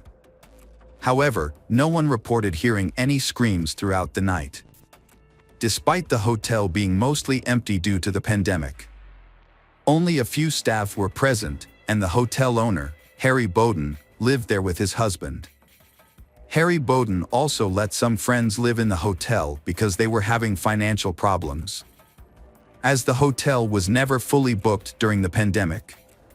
In Maria Luisa's room, a bottle of wine and 2 glasses ordered through room service were discovered. An inspection of her cell phone later revealed that she had sent a picture of the 2 glasses to a friend, but she did not mention being with anyone or waiting for someone in her room. When police interviewed Maria Luisa's friends and family to check for any enemies, they discovered that Maria Luisa always ordered 2 glasses, even when she was alone. She would pour alcohol into one glass and water into the other, indicating that she was by herself and not waiting for anyone. Police believe the attacker may have been someone who saw Maria Luisa at the hotel, noticed the back door open and took the opportunity to attack. However, the brutality of the case suggests that the killer must have had a deep hatred for Maria Luisa to have attacked her like that. This has left the police baffled. In this case, it appears that this was a murder committed by someone who knew Maria Luisa and intended to kill her. However, there is no evidence that Maria Luisa was with anyone or that she was seeing anyone. The autopsy results further revealed that Maria Luisa had been abused. She had signs of strangulation and marks on her cheeks, lips, arms, and chest. Since Maria Luisa did not scream, the police suspect that there were several people attacking her, rather than one person. Police believe that two people held Maria Luisa down while a third person raped her. An analysis of Maria Luisa's body found no evidence of rope or restraints. Police also speculated that the attackers may have gagged Maria Luisa by stuffing something into her mouth, allowing them to carry out the attack undetected. It didn't take long for police to find their first suspect, a man who was staying at the hotel with several fresh injuries that looked like scrapes and bruises. The man was Herrera, who worked at a nightclub in the city and was staying at the hotel at the time of the murder. Herrera was arrested. His footprints were compared to those found at the murder scene, and two of them matched Herrera's footprints, which were found on the porcelain floor in front of the bed in the bedroom. A second suspect, Luis Carlos Miranda, was arrested after a hotel security guard reported seeing him walking the hallways at night with suspect Herrera. After Herrera was taken into custody, Luis Carlos Miranda was questioned to determine if he was connected to the case. Dental tests were conducted, which revealed his dental records matched the bite marks found on Maria Luisa's body. Hotel staff reported that they saw Maria Luisa meet with Luis Carlos Miranda and Herrera on a few occasions, but these encounters were casual, with no indication that they knew each other well. They simply greeted each other and exchanged pleasantries. This casual interaction may have been due to the small number of guests in the hotel at the time. Two friends, Luis Carlos Miranda and Herrera, were staying at the hotel due to financial difficulties during the pandemic. The hotel owner, Harry Bowden, had allowed them to live on his property. When the police discovered matching footprints and bite marks that implicated Luis Carlos Miranda and Herrera, they brought Harry Bowden in for questioning. During questioning, Harry Bowden shared that he and his husband had dinner with Luis Carlos Miranda and Herrera on the night of July 19, 2020. After dinner, the four men went to a private pool area. Harry Bowden explained that in exchange for their stay at the hotel, Luis Carlos Miranda worked on the hotel's marketing website, while Herrera worked as a chef and bartender. Harry Bowden and the suspects Herrera and Miranda were acquaintances and became friends over time. About a year before the murder, they began living in the hotel and began spending more time together, eating out and socializing. Meeting up led to a friendship between the four men. However, during the investigation, in August 2020, Harry Bowden cooperated with the police and gave an interview, but he was later arrested. Because his dental records matched two bite marks on Maria Luisa's body, police continued to seize the phones of all the arrested suspects and found compromising text messages between Luis Carlos Miranda and Harry Bowden. These messages, sent a few days before the incident, had Miranda inviting hotel owner Harry Bowden to have an intimate relationship with a woman while Miranda was watching the woman. Textual evidence combined with physical evidence led police to arrest three suspects to build a case. Harry Bowden's husband was the only suspect not arrested due to lack of evidence, including no matching fingerprints, text messages, or bite marks on Maria Luisa's body. The prosecution charged Harry Bowden, Teodoro Herrera, and Luis Carlos Miranda with the murder of Maria Luisa Cedeno.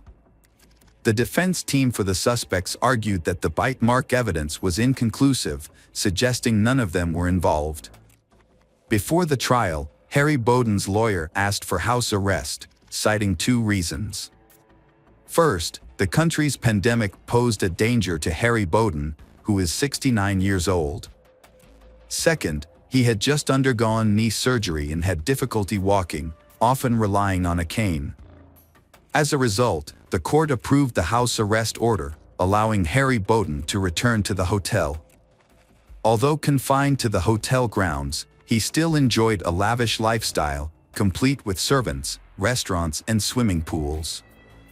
On September 13, 2022, the public trial of Harry Bowden, Teodoro Herrera, and Luis Carlos Miranda began, where text message evidence and dental records were presented. At that time, the prosecution had difficulty proving the involvement of Harry Bowden and Luis Carlos Miranda.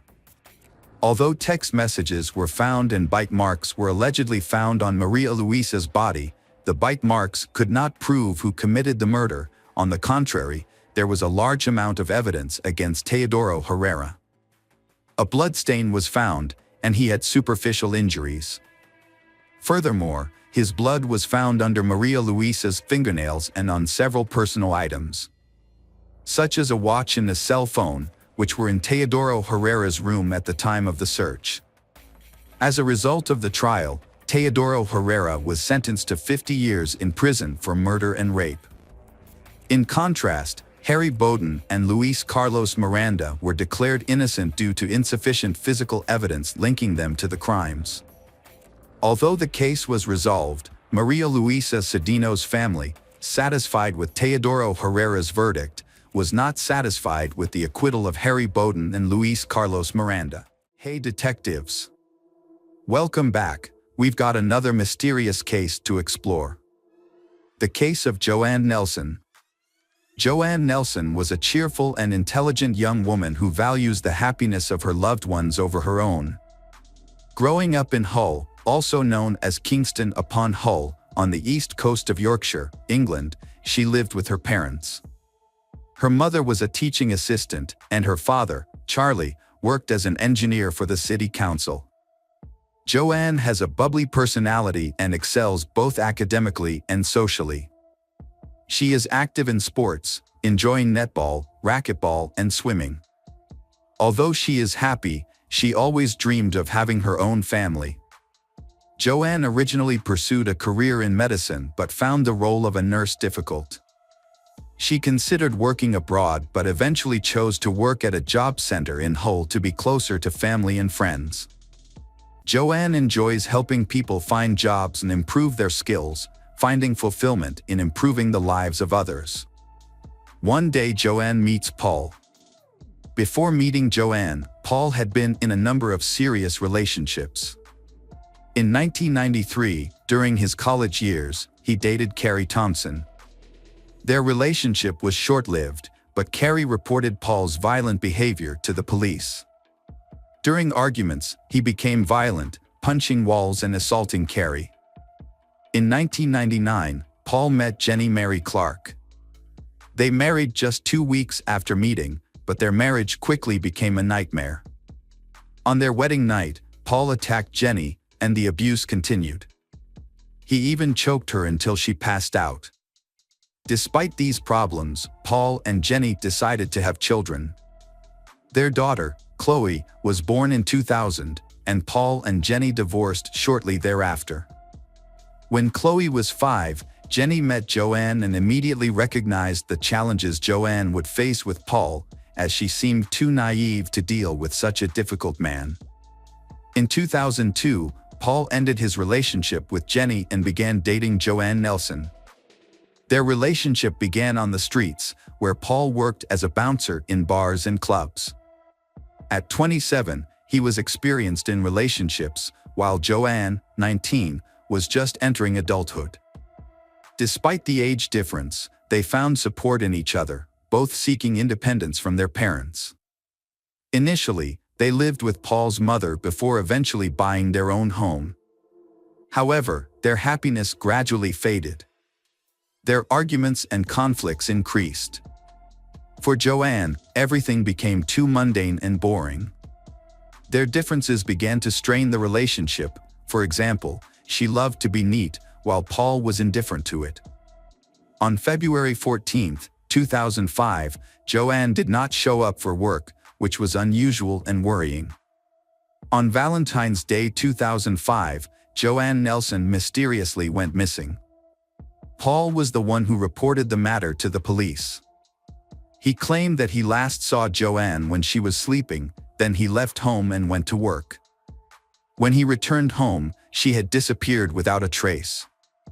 Joanne, then 22, disappeared, leaving her family and friends extremely worried. The situation became even more confusing when she missed the funeral of her best friend's father and did not wish her younger sister Katie a happy 19th birthday.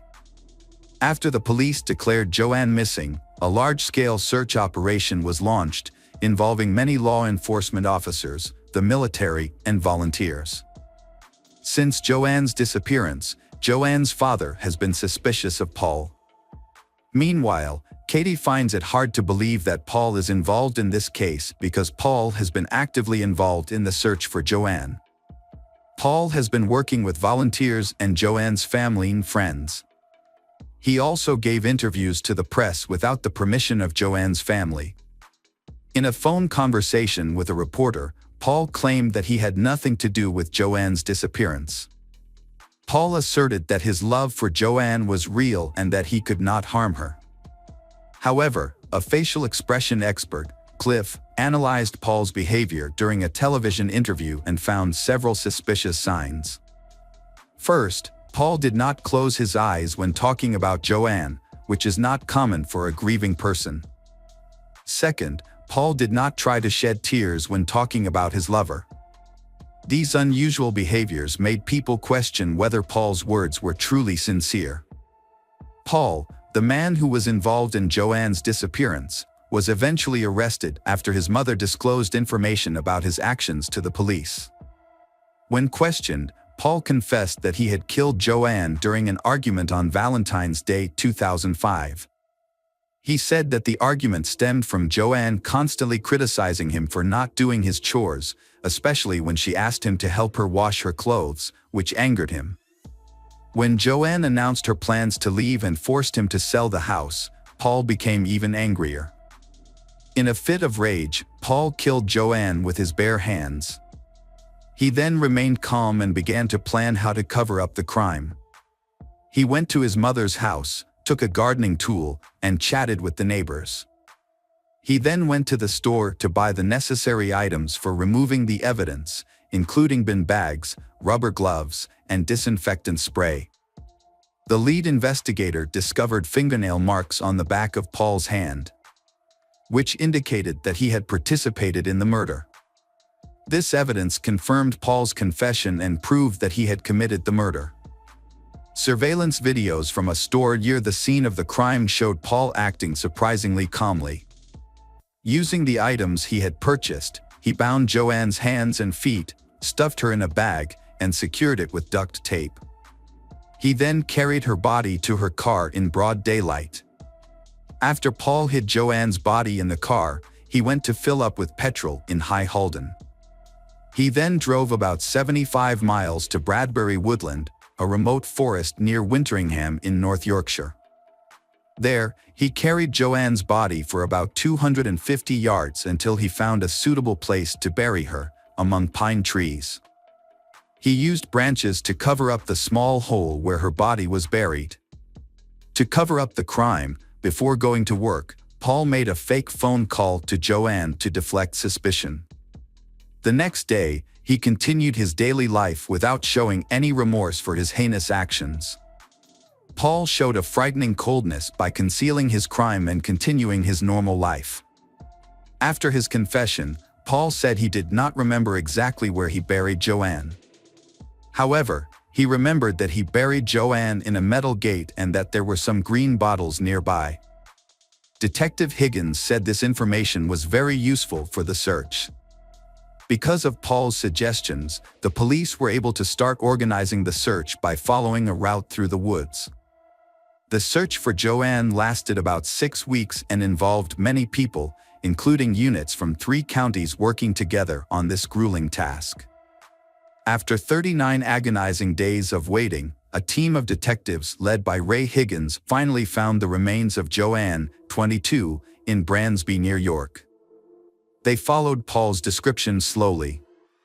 After walking about a quarter of a mile, they came upon a hole in the woods. Here they found a rubbish bag with what looked like a leg inside. It was Joanne's body wrapped in the bag. Paul, known for his history of sexual violence against women, kept his dark secrets hidden from Joanne's family and the public until the trial. At the time, he claimed to have mental health problems while working as a bouncer at the club. People who knew him from the gym said he often caused trouble at clubs and bars. The family later discovered that Paul had been taking steroids in an attempt to become a bodybuilder. Friends said he had previously been an alcoholic and that his rages may have been steroid-induced. Paul attended Sydney Smith School, then Hull College, where he completed a degree in civil engineering. He went on to study at Bishop Burton College, where he completed a degree in horticulture. Paul lived in Saudi Arabia, working with his father, Peter Dyson, in the maintenance industry. He also gained experience as a gardener and later worked as a mechanic for Pinal. From December 2004, Paul worked at Byam Timber on Somerton Road as a timber cutter until his arrest. At 15, he met Colin Allen, a martial arts expert, and they became friends. Paul confessed to the murder to Colin, leading to his arrest. Friends said he had a distorted view of himself, seeing himself as charming and attractive to women. He often used his job as a security guard to approach girls from higher social classes. On the first day of the trial, November 7, 2005, Paul surprised the entire courtroom by pleading guilty. Joanne's family was completely shocked by the confession, as they had anticipated a long, intense trial. When Paul pleaded guilty, Joanne's family said yes in unison. Afterwards, he simply looked straight ahead or kept his head down, avoiding looking at Joanne's relatives and the police. He showed no emotion on his face, even as the charges were announced. His lawyer, Harry Barl, told the court that there was no excuse for his actions. On November 8, nearly 10 months after the murder, Paul was sentenced to life in prison with a minimum of 16 years to serve. Surprisingly, in November 2019, after just 14 years, Paul, then 45, was transferred to an open prison and released on day release. The reason was that the parole board found that Paul had actively participated in a self-awareness development program and successfully completed a social improvement program. The easing of Paul's detention conditions and his day release caused deep emotional distress for Joanne's family. Katie, Joanne's sister, expressed to the media that they felt lost and unsure of how to handle the news. Paul's release brought back painful memories of Joanne's death, and the family believed he did not deserve a reduced sentence for his actions. Katie emphasized that Paul's crime was serious and premeditated, making his early release a challenging ordeal for the family. They fear he might return to their city of Hull and commit further harm, as they have been unable to secure a restriction order against him. Although there is no confirmed information about Paul's return to the city, he remains under probation supervision. Any violation of his terms or the law will result in his return to prison. Welcome back, detectives. Let's dive into another horrible case. The case of Suzanne Morphew. Suzanne Morphew was born on April 11, 1971, to Jean and Adrian Alexandria. She grew up with two brothers, David and Andrew. Those close to her knew she was a special friend, known for her intelligence and thoughtfulness. In 1998, while still in high school, Suzanne met Barry Morphew. After 6 years of dating, they got married. Barry initially pursued a baseball career, signing with the Toronto Blue Jays, while Suzanne pursued a degree in education at Purdue University. However, after a severe injury cut his sports career short, Barry transitioned into horticulture. Suzanne had 4 years of teaching experience when Barry started his own business, and the company gradually grew over time. The couple had 2 children, Mallory and Macy. They led an idyllic life in Indiana but faced a setback when Suzanne was diagnosed with Hodgkin's lymphoma. Despite this challenge, Suzanne successfully battled cancer twice. The family eventually moved to Mayville, Colorado, in 2018 in search of a fresh start and to be near their daughter Mallory, who was attending Western State University. The Suzanne moved to a beautiful 7-acre property that allowed Barry to pursue his love of hunting. He continued working as a contractor and also became a volunteer fireman. Suzanne, on the other hand, retired from her teaching career and devoted more time to her church and a new hobby, sports mountain biking. To outsiders, the Suzannes seemed like the perfect family. However, but they had their share of problems. These issues were finally revealed on May 10, 2020. Monday, May 10, 2020, was unlike any other Mother's Day celebration at Suzanne's house. While Suzanne was home alone, her husband Barry and their daughters were out. Barry claimed he had a landscaping appointment in Broomfield, about a 3-hour drive from home, and their children went on a camping trip. They all planned to return home in the evening to celebrate Suzanne's special day. However, when Mallory and Macy messaged their mother to wish her happy Mother's Day, they didn't receive a response. This was unusual because Suzanne was very active on social media. The girls expected her to be checking her phone for updates, especially since a friend's daughter's wedding was taking place and Suzanne would likely want to see photos. After waiting a few hours without hearing back, the girls grew concerned. They asked their neighbor, Martin Ritter, and his wife for help. Around 4 o'clock or 4:30 p.m. that day, Mrs. Ritter visited the Suzanne house and found it empty. She called Barry to explain the situation and he instructed her to look for Suzanne's mountain bike. If the bike was missing, he told her to contact the police. That's exactly what she did, and soon the police arrived at the Suzanne residence. Barry and their daughters returned home, they anxious to know news of Suzanne's whereabouts. A few hours into the search, the police found a crucial clue. Deputies discovered Suzanne's mountain bike in a steep ravine near the home. The location hinted that Suzanne might have been involved in an accident, but the bike and the surrounding area showed no signs of a struggle. Notably, there were no skid marks from the brakes, no damage to the bike despite its fall down the ravine, no bloodstains, and the nearby lawn appeared untouched. This evidence led the deputies to conclude that the bike had been deliberately placed in the ravine. When they shared this information with Barry, his reaction was unusual. As the investigation into his wife's disappearance proceeded, Barry shared many more implausible stories. As the investigation progressed, his behavior made it obvious that he didn't truly care for his wife. This led to unanswered questions and speculation about Suzanne's disappearance, leading many to suspect Barry's involvement. Barry gave details about his mountain lion story in a secretly recorded conversation with YouTuber Tyson Draper. Notably, Barry was absent from the search parties for Suzanne, organized by her brother Andrew. Andrew doubts Barry's story and offers another possibility: Suzanne actually went missing on May 9th, not on Mother's Day as Barry claimed. It was also discovered that Suzanne's helmet was found 1 mile from their home, in the same direction Barry's truck had traveled that morning. Investigators initially considered this an odd coincidence, but it became more significant when they discovered it was in the opposite direction of the construction site he was set to visit that day. In his initial interview, Barry said he woke up at 4:30 a.m. to an alarm clock and immediately left for Broomfield. However, telematic data from his Ford truck showed he drove 1 mile west before heading to the construction site. When confronted with this data, Barry explained that he was scouting elk earlier that morning. He then anesthetized them and sold their antlers, which was his habit. However, the officers pointed out a flaw in Barry's story. He couldn't have spotted the elk at 4:30 a.m. if he was just waking up. To address this, Barry changed his story, saying he didn't set his alarm for 4:30 a.m. and got up on his own.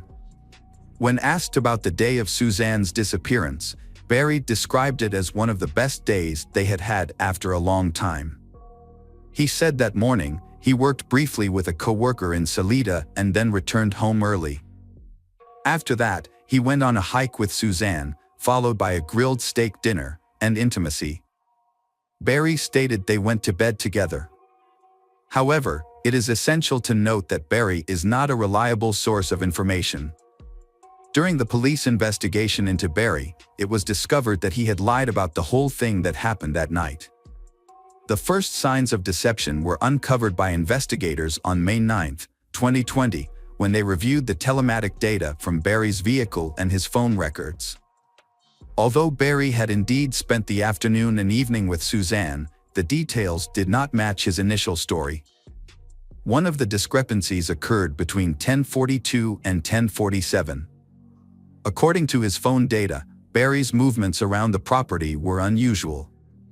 When questioned by investigators about this inconsistency, Barry claimed he was probably hunting chipmunks with tranquilizers at the time. It was also revealed that Barry had switched his phone to airplane mode at 2:47 p.m. and left it in that mode until 10:17 p.m., which further raised suspicions. Additionally, investigators found evidence that contradicted Barry's claim of having a steak dinner with his wife. They discovered only one dirty dish, suggesting that Barry had eaten alone. As the investigation continued, more unusual occurrences were discovered on their plot of land. The police found additional suspicious details while reviewing the data from later that night. 1 hour after Barry claimed to have gone to sleep with his wife at 8:30 p.m., his car was seen backing up 96 feet from the driveway at 9:30 p.m. This led investigators to speculate that this could be when Barry loaded his wife's body into the truck. If he was indeed guilty. Furthermore, the records showed that between 3:25 and 3:48, the truck door opened and closed over 80 times, which, although indirect, suggested that Barry might be hiding something from the police, causing them must dig deeper into the incident that occurred on May 10th. Investigations involving Barry co-workers revealed that he had no reason to be in Broomfield on the day in question. The contract didn't start until a week later, so there was no project to inspect. Barry initially claimed that his only activities that day involved visiting the Holiday Inn, the work site for an upcoming project, a store for granola and water, and a stop at McDonald's to clean his windshield. However, surveillance footage obtained by the Colorado Bureau of Investigation contradicted his story. The footage showed that Barry disposed of 5 trash bags near the Holiday Inn and McDonald's. This increases suspicion about his actions. When police questioned Barry about the footage of him disposing of trash bags large, he gave an unusual explanation. He claimed that he wanted to avoid paying for disposal fees so he could clean his car. However, his story fell apart when officers searched his vehicle. Barry's suspicious behavior was further highlighted by a coworker who reported a strong smell of bleach and chlorine in his hotel room a day after Suzanne disappeared. In addition, investigators found that Barry had changed his clothes multiple times throughout that day. Investigators then delved deeper into Barry and Suzanne's personal lives. Their daughter revealed that her parents' marriage was not as happy as Barry had initially suggested. Text messages on Suzanne's phone confirmed this. Suzanne was deeply unhappy in the marriage and discussed her desire for a divorce, which Barry refused. Suzanne kept a list of grievances in her notes app, detailing a pattern of physical abuse by her husband Barry. She expressed fear of being alone with him and was concerned about his heavy drinking and attempts to take her phone. Suzanne also suspected him of being unfaithful. In an attempt to catch him in the act, she purchased a pen with a hidden recording device, but it ironically captured evidence of her own affair instead. The investigation revealed that Suzanne had been having an affair with a man named Jeff, a high school acquaintance, for about a year and a half, starting in 2018. Although Jeff initially appeared to be a potential suspect, he was later cleared of any involvement in Suzanne's disappearance. However, investigators discovered a note that suggested Barry had found out about the affair and might have accused her of having a boyfriend just 2 days before she went missing. During their search of the Suzanne house, police uncovered several crucial pieces of evidence, including the cap of a tranquilizer dart in the dryer and the spent bullet casing in the bedroom. They also found a large crack in the doorframe and a charred remnant of Suzanne's journal in the fireplace. These findings, combined with telematic data, suggested that Barry might have killed Suzanne on May 9, 2020. Phone records from Suzanne's phone supported her initial story. After texting Jeff 53 times and sending a selfie at approximately 2:10 p.m., the phone showed no further activity. It wasn't until 2 weeks later that the public discovered Barry was a suspect in his wife's disappearance. This revelation came when police excavated a construction site in Salida, one of Barry's job sites, over the course of 2 days. In response, Barry released a video to the public maintaining his innocence.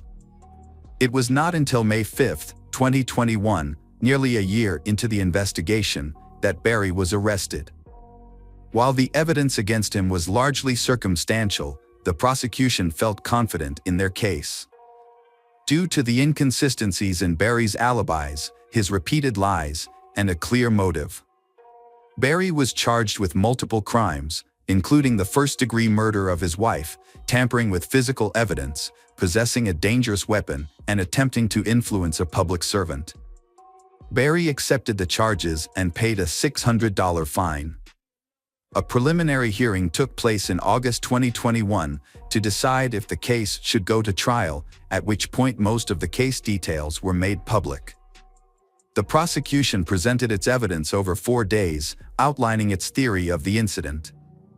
They claimed that on May 9, 2020, Barry killed his wife, dismembered her body in a hotel room, disposed of the tools, and buried her remains in an unmarked grave.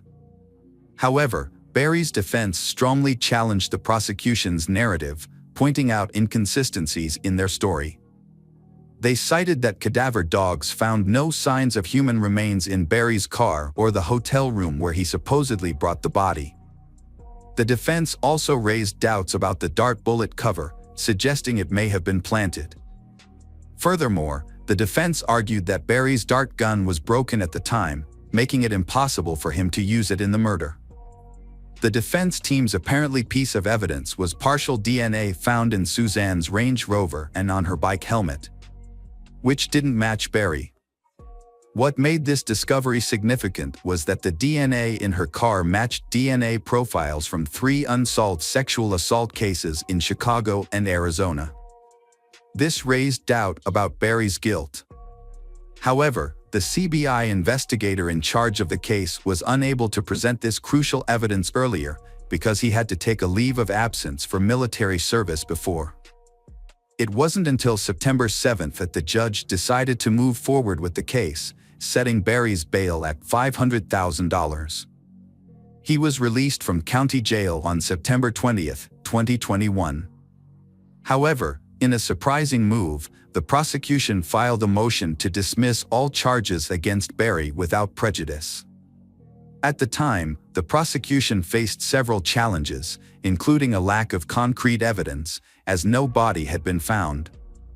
Additionally, the prosecution had missed multiple deadlines, resulting in the exclusion of 14 key witnesses from the trial.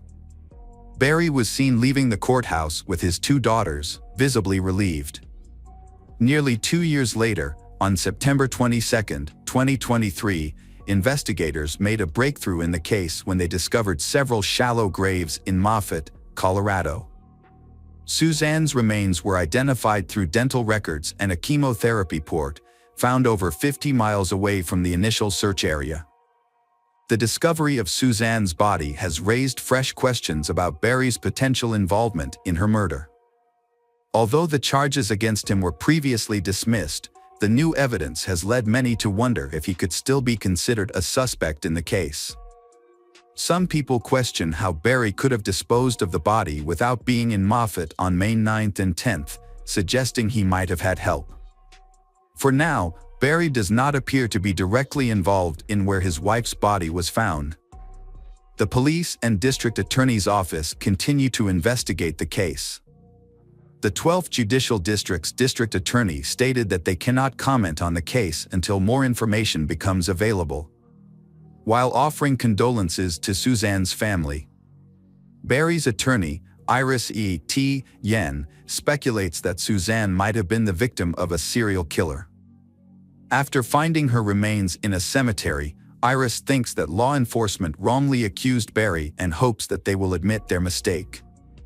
Barry has initiated a $15 million lawsuit against the prosecutors, sheriff stations, and investigators because he was wrongly accused in the disappearance and death of his wife. Hello again, true crime fans. We've got another mysterious case to explore. The case of Jennifer Dullos. Jennifer Dullos was born in 1968 in New York. Her father is Hillard Farber, a banker, and her mother is Gloria Tenenberg, a philanthropist. Jennifer has an older sister, Melissa Irene Farber. Jennifer graduated from Brown University in 1990 and later earned a master's degree in creative writing from New York University's Tisch School of the Arts. Jennifer is married to Fotis and they have 5 children together, all named after Greek Orthodox saints, 3 sons, Petros, Theodore, and Constantine, and 2 daughters, Christiane and Cleopatra. Jennifer and Fotis were married for 13 years before ending their marriage in 2017. After that, Jennifer began to feel afraid of her ex-husband. Which makes us wonder, who is Fotis and what changed him? Fotis Dullos was born on August 6, 1967, in Turkey. He grew up in Athens, Greece, and moved to the United States in 1986. He attended Brown University, graduating in 1989. Fotis then went on to earn a master's degree in finance from Columbia Business School. Fotis met his first wife, Hilary Vanessa Alama, at Brown University and married her in Athens in 2000. After their divorce in 2004, he moved to Connecticut and married Jennifer a month later, despite having known her since he was married to Hilary.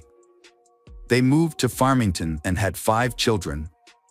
The marriage of Jennifer and Fotis began to crumble in 2012 and completely collapsed in 2017. Jennifer shared her marital struggles in a blog post in March 2012. She expressed her wish to be stronger to face conflicts without fear. In 2017, Jennifer decided to file for divorce. The reason was that Fotis had an affair with Michelle Troconis, a Venezuelan colleague. Jennifer also requested custody of the 5 children, but the court only granted joint custody. Jennifer feared for her safety and that of her children. She accused Fotis of unsafe behavior, bullying, intimidation, and excessive control. She recounted an incident with Fotis on June 3, 2017. When Fotis learned that she had made plans for the children on Saturday morning, he became angry and lost control. Jennifer said Fotis became angry and agitated, causing her to run upstairs to get away from him. However, Fotis chased her upstairs. Despite Jennifer locking and bolting the door, Fotis continued to verbally and physically abuse and threaten her, leaving her feeling trapped and helpless. Jennifer felt unsafe around her husband. When she decided to file for divorce, the situation became even more dangerous. In an interview, Jennifer shared that she was very afraid of Fotis. She realized that her desire for a divorce had deeply angered Fotis, and she feared that he might retaliate by causing her harm.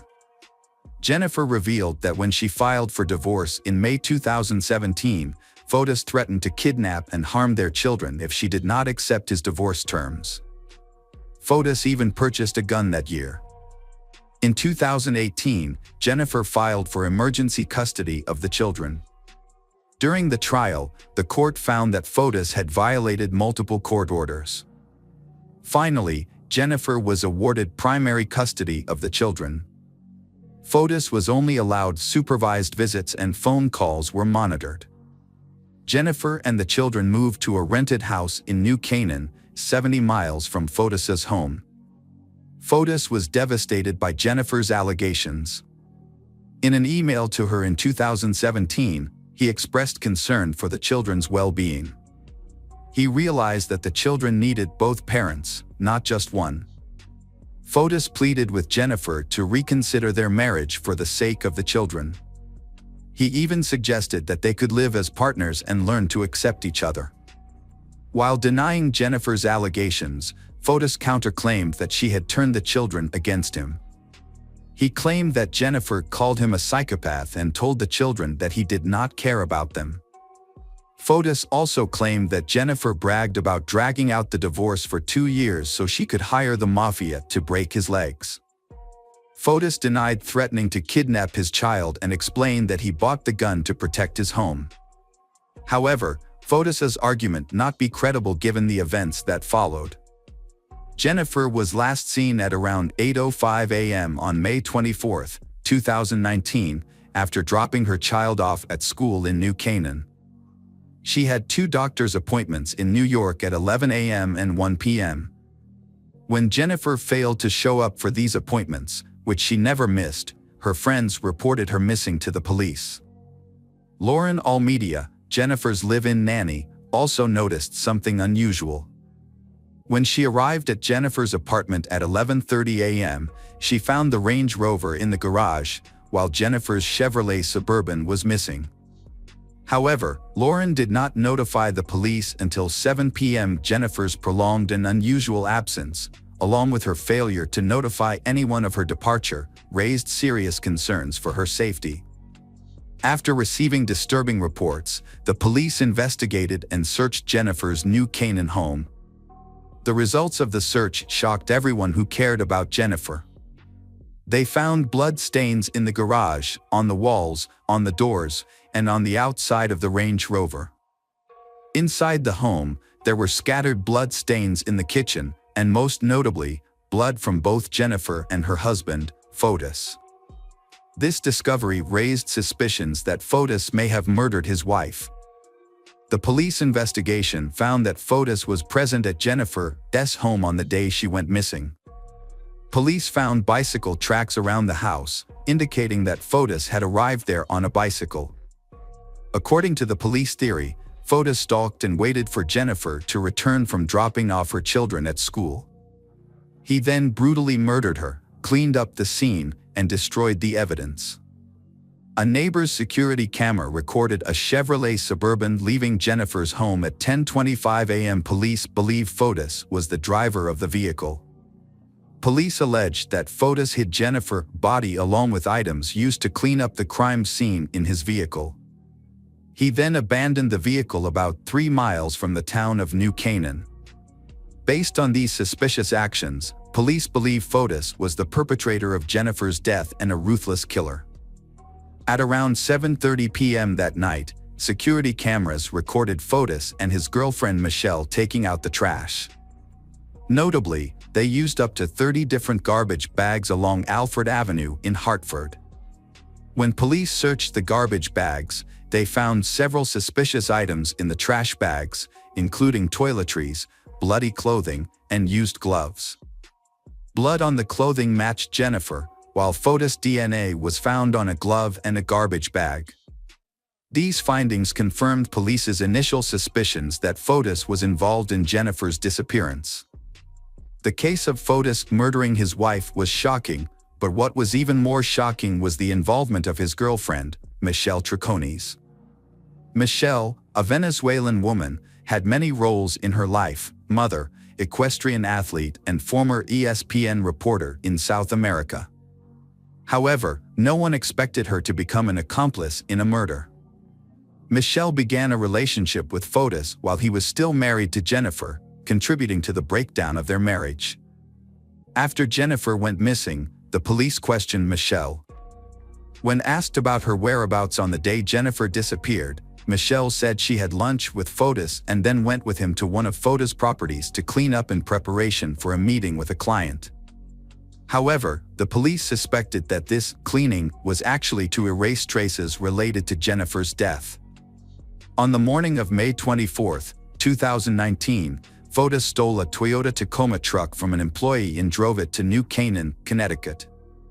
A school bus camera captured the truck traveling at high speed toward Wavani Park at 7:05 a.m. Jennifer's Chevrolet Suburban was later found in the park.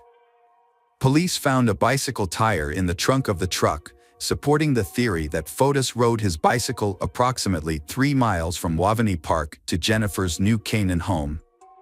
Police believe Fotis arrived at Jennifer's home before she left. When Jennifer arrived at the garage, Fotis attacked her. He then covered up the evidence. Fotis put Jennifer's body in her Chevrolet Suburban and drove to Wavani Park, where he transferred Jennifer's body to his truck. Despite Fotis's efforts to cover up his tracks, he left behind 2 key pieces of evidence at his new home in Canaan: his DNA on the doorknob and a mixture of his and Jennifer's blood on the kitchen faucet.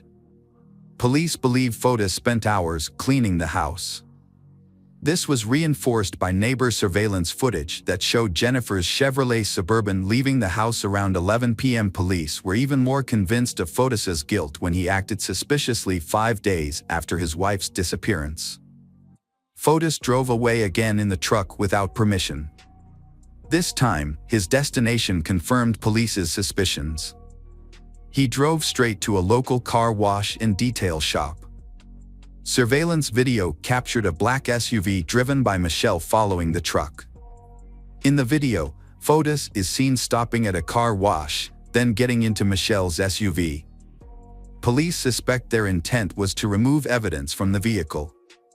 However, this attempt failed when Jennifer's DNA was discovered by police on the passenger seat of the truck.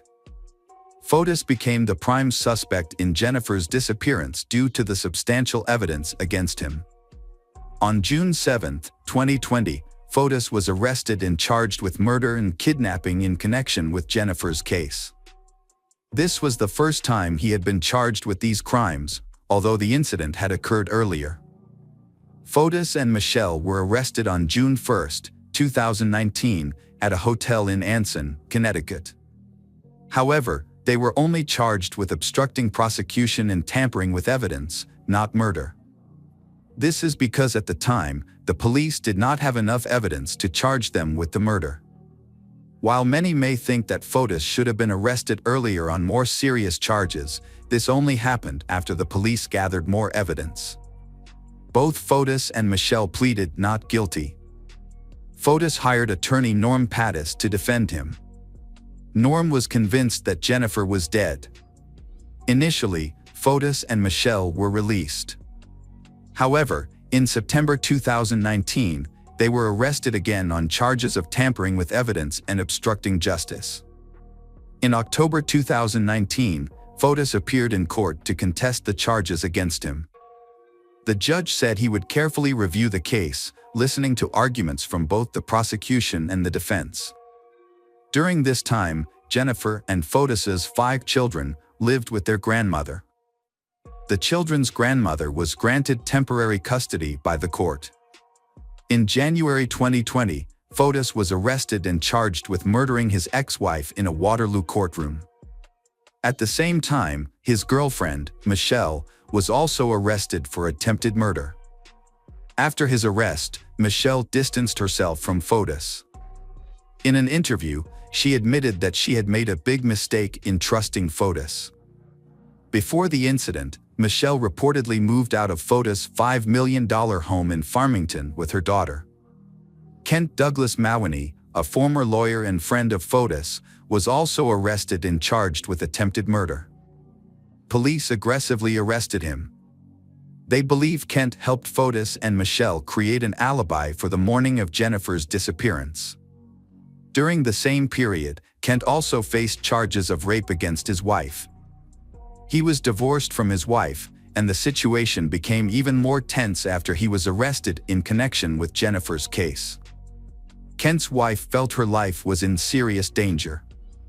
Kent's wife reported to the South Windsor Police Department that her husband was plotting to kill her with the help of Fotis. During the investigation, police discovered that Kent was a member of the East Granby Gun Club, a local hunting group. Police were notified that a human grave had been found on land associated with the club. After searching the property, police made a suspicious discovery, a shallow grave on the secluded property. Police found 2 bags of lime and a blue tarp in the grave. But no body. They suspect that someone had dug up the grave. Although the suspects have been arrested, Jennifer's body has not been found. Her family is devastated. Although justice is imminent for their daughter, they acknowledge that arresting Jennifer's killer will not bring her back, so the family's grief will never be completely gone. Fotis was set on $6 million bail on January 8, 2020. He was released the following day, but is due back in court on February 8, 2020. Michelle was also released on bail.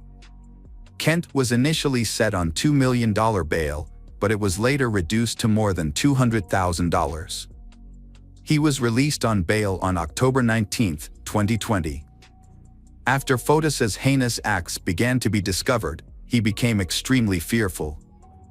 On January 28, 2020, Fotis failed to appear at an emergency hearing, prompting the judge to issue a warrant for his arrest. When police arrived at Fotis's Farmington home to serve the warrant, they found him unconscious in his car. Unable to face the consequences of his actions, Fotis attempted suicide by inhaling carbon monoxide. He connected the SUV's exhaust pipe to a vacuum cleaner and placed it inside his car. Police performed CPR and restored his weak heartbeat. He was then taken by ambulance to Yukon Medical Center, then transferred to Jacob Medical Center in the Bronx for hyperbaric oxygen therapy.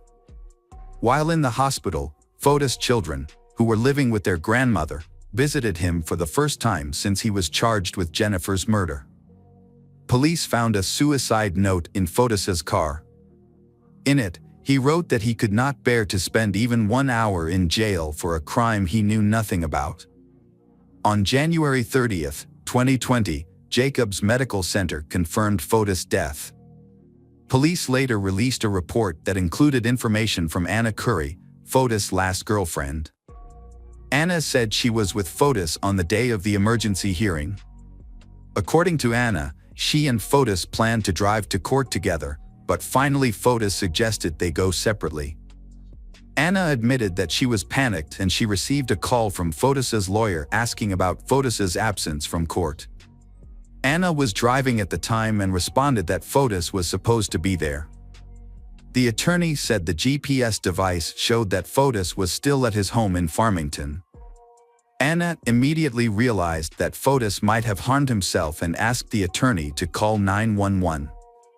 After Fotis' death, the murder charges against him were dismissed on March 3, 2020. The judge ordered the prosecutor to apply null prosequi, abandonment of prosecution. This does not mean that Fotis is acquitted, but simply that the case cannot proceed due to his death. Abandonment of prosecution acknowledges this fact, but gives the prosecutor 1 year to reopen the case if he wishes. Otherwise, the case will be dismissed permanently. During the hearing, Fotis' attorney Norm Pattis wanted to clear his client's name. He claimed that Fotis was framed and argued that the framer had dumped bloody clothes and incriminating evidence in front of Fotis's house. Norm explained that if Fotis was the perpetrator, he would not have accidentally dumped these items, leading to the police discovering them on surveillance cameras. Norm asked for the Fotis estate to be substituted as a defendant, but the request was not considered. Michelle is under house arrest after being charged with conspiracy to murder Jennifer.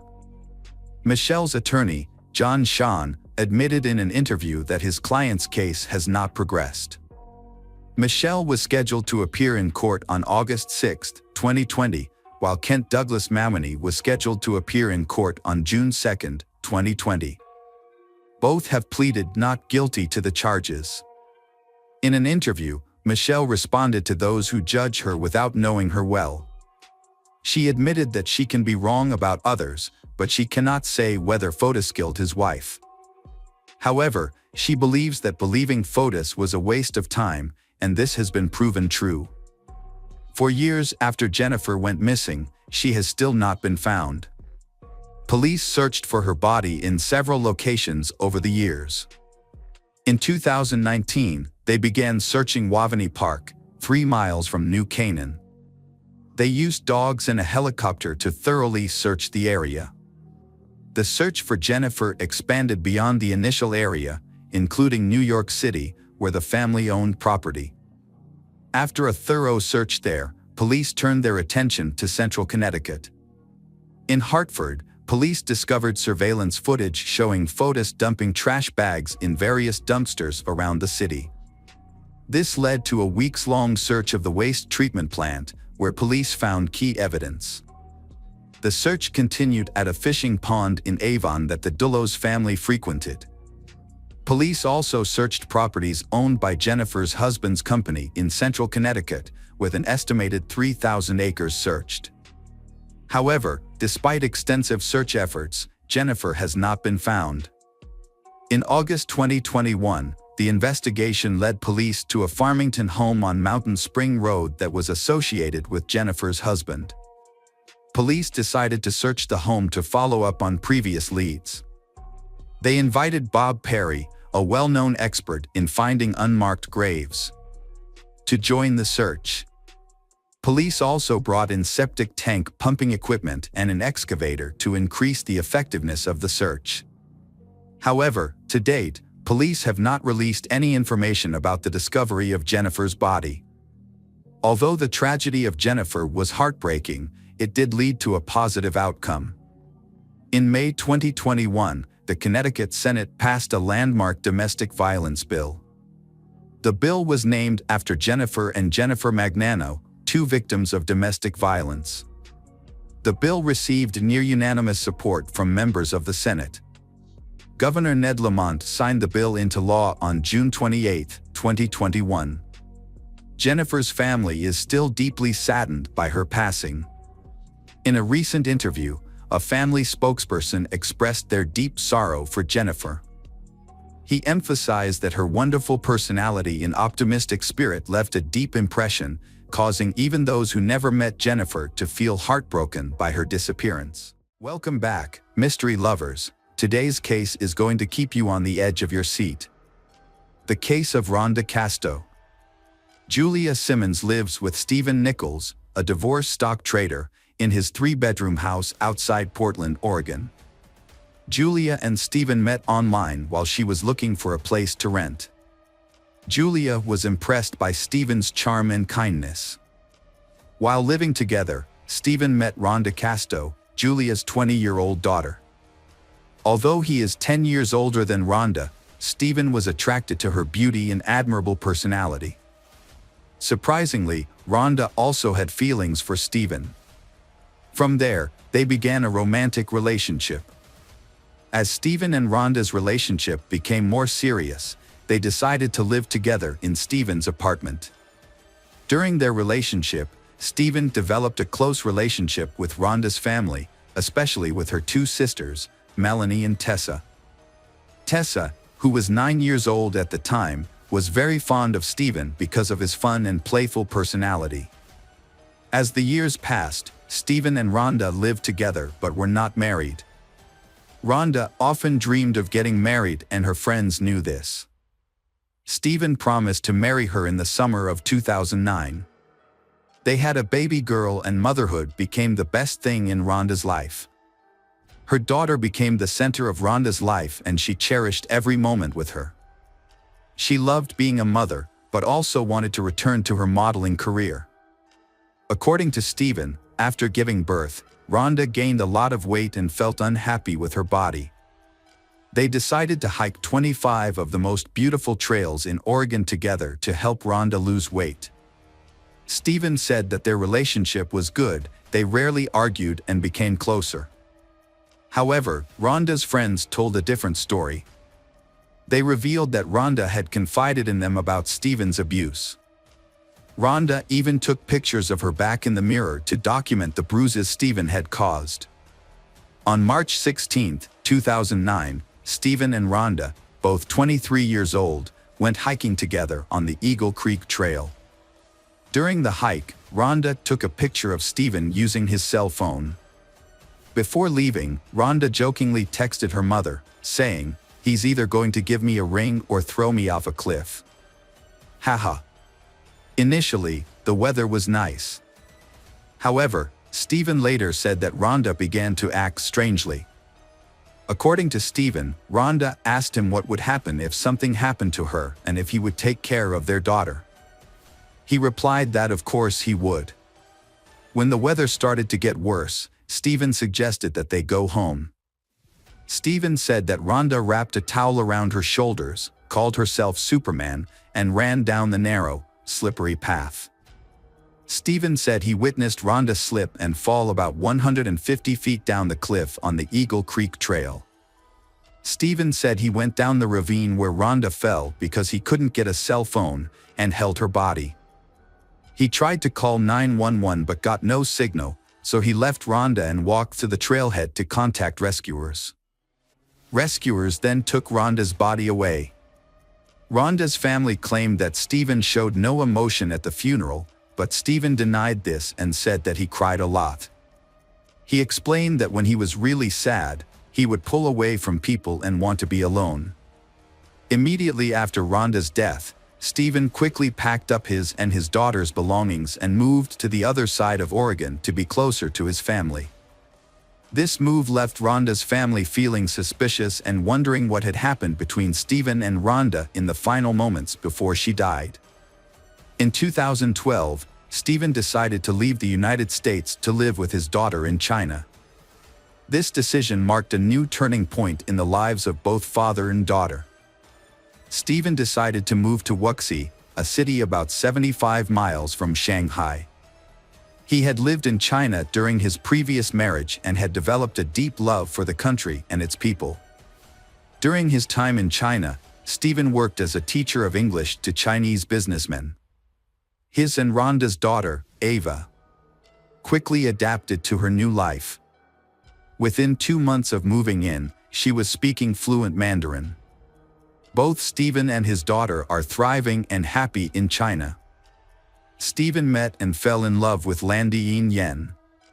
Landy and Ava formed a strong bond, with Landy taking on the role of a mother figure. Stephen appreciated how Landy had stepped in and embraced the role of a parental figure to his daughter. After a year of dating, Stephen decided to take the next step in their relationship by proposing to Landy. He was very happy when she said yes. In February 2015, Stephen and Landy returned to the United States to prepare for their wedding. They decided to have 2 wedding ceremonies, one in the United States and one in China, to accommodate both families and friends. Stephen and his daughter arrived in the United States the day before Landy. When they got off the plane in San Francisco to transfer to Oregon, Stephen was approached by police and informed that they needed to arrest him for baggage issues. Stephen had no idea that this would lead to a series of events that would change his life forever. Within minutes, the police separated Stephen from his daughter. Little did he know that while he was in China, detectives had been investigating the death of his ex-girlfriend Rhonda. The suspicious circumstances surrounding Rhonda's fall from Eagle Creek prompted them to continue their investigation, and they eventually concluded that Stephen was responsible for her death. Rhonda's mother was instrumental in keeping the investigation moving forward. She regularly contacted the detectives to keep them updated. The police arrested Stephen at the airport for Rhonda's murder and took him back to Oregon. When he was arrested, Stephen claimed that he thought he was dreaming. Stephen hoped to open his eyes and find himself back home in China with Landy. However, this was not a dream, but reality. Stephen's bail was set at $2 million. He was jailed for 14 months awaiting trial. The judge reduced Stephen's bail to $250,000, which his attorney paid. Stephen was released on bail but must wear an ankle monitor. When Rhonda's family learned of Stephen's arrest for murder, they were overjoyed that justice had finally been served. Rhonda's mother, in particular, was overcome with emotion and burst into tears upon hearing the news. Stephen's arrest brought relief and comfort to Rhonda's family, who had been grieving her loss for years. After Stephen's arrest, his legal team conducted an investigation at the Eagle Creek trailhead where Rhonda died. Their goal was to conduct tests that would prove to the court that Rhonda's death was the result of a slip and fall accident, not Stephen's pushing her. During a preliminary hearing, Rhonda's autopsy revealed that all of her injuries were below the waist. This finding became a key element of Stephen's defense strategy, providing the basis for arguing that Rhonda committed suicide, not murder. Stephen's defense argued that Rhonda's pelvic injuries were caused by the impact of her fall.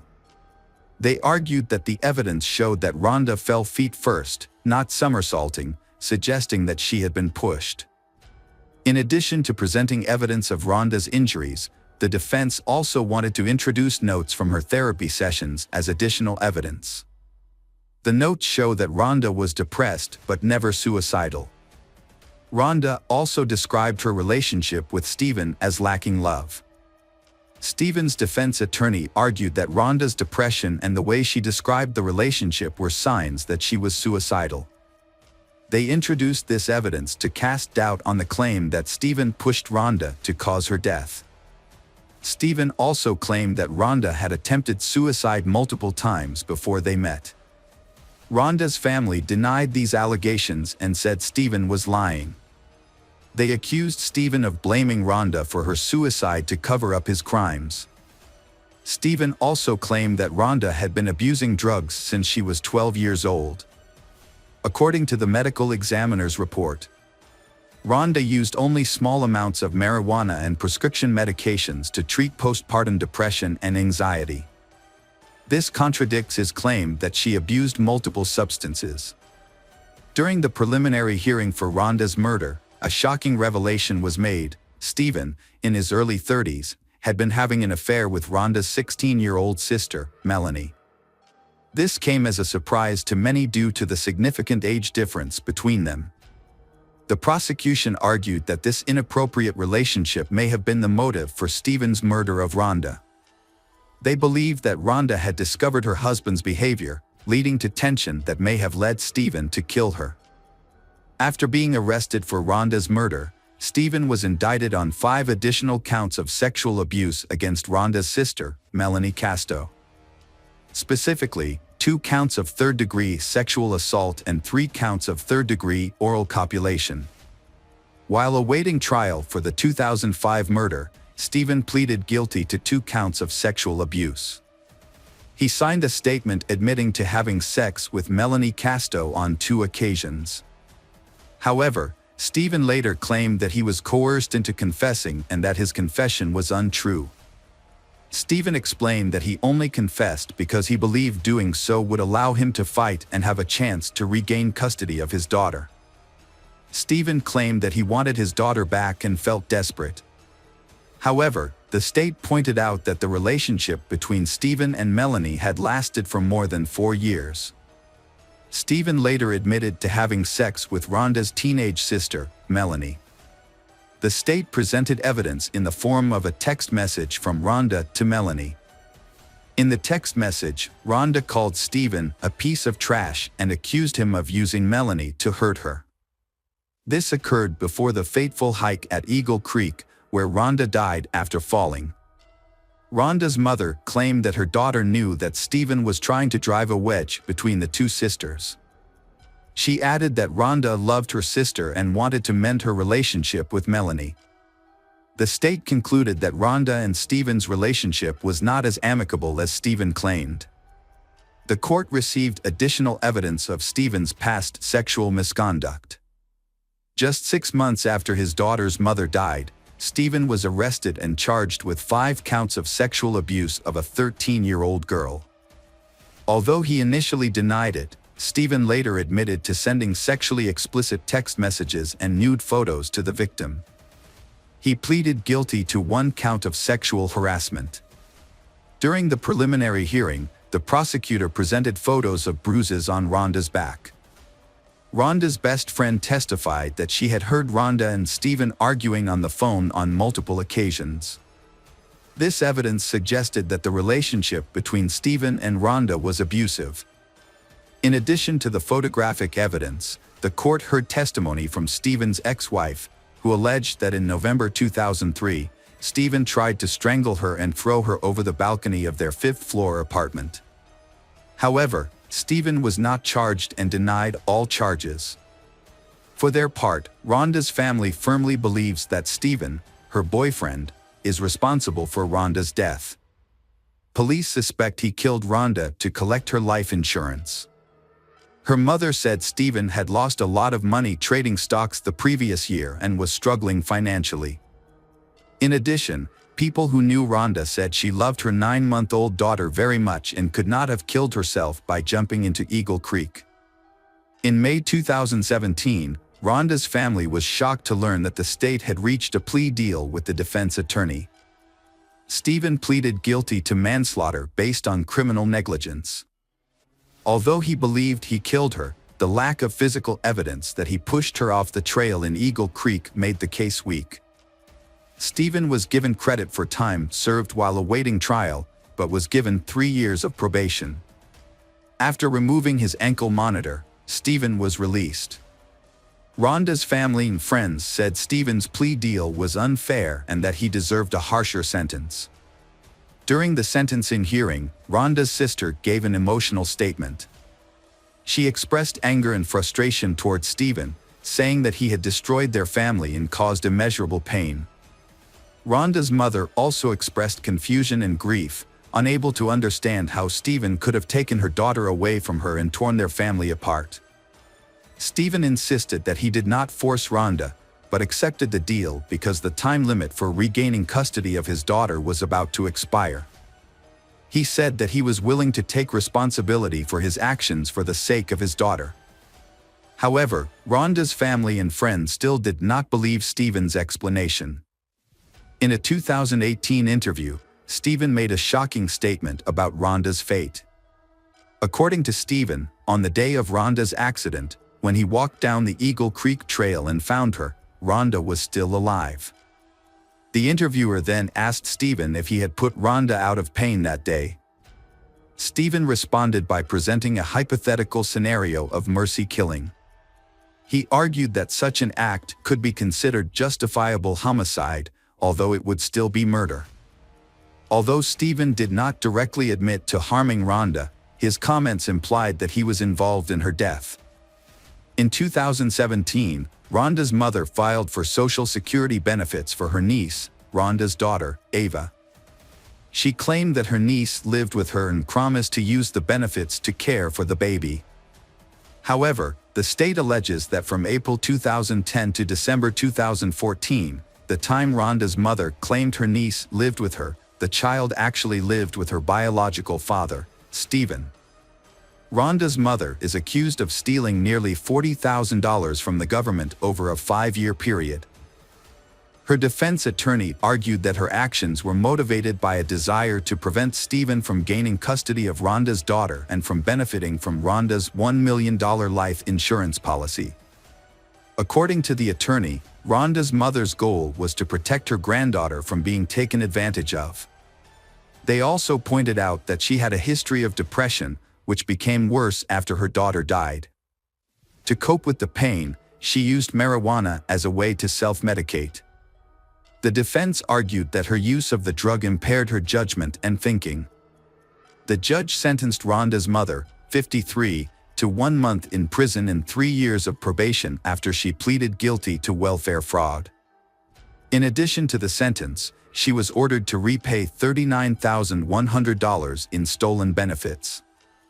Rhonda and Stephen's daughter was placed in foster care in October 2015 after the Department of Human Services stripped them of parental rights. The decision came after Stephen pleaded guilty to sexually abusing a 13-year-old girl. The Oregon court eventually stripped him of his parental rights. However, Stephen has appealed the decision. Hello again, true crime fans, we've got another mysterious case to explore. The case of Crystal Rogers. Crystal Rogers, a 35-year-old mother of 4 from Bardstown, Kentucky, was known for her strong devotion to her children. She and her ex-husband Keith shared custody of their children. Despite the divorce, she maintained a friendly relationship with him for the sake of the children. At the time, her 2-year-old youngest son was with her current boyfriend, Brooks Houck.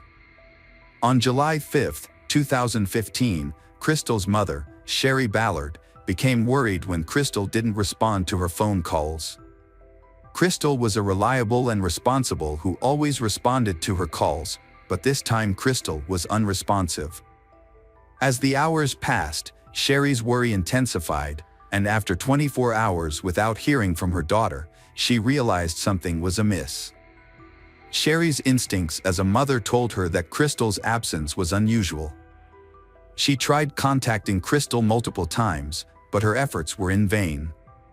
Sherry then reached out to Crystal's friends and family, hoping someone might know where she was, but no one had seen or spoken with her recently.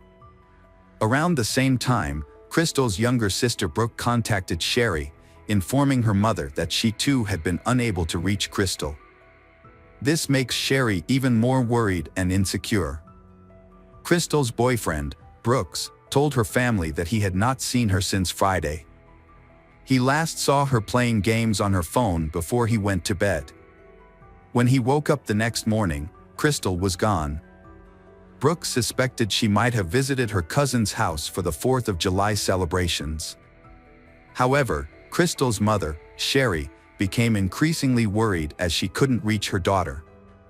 She reported Crystal missing to the police department.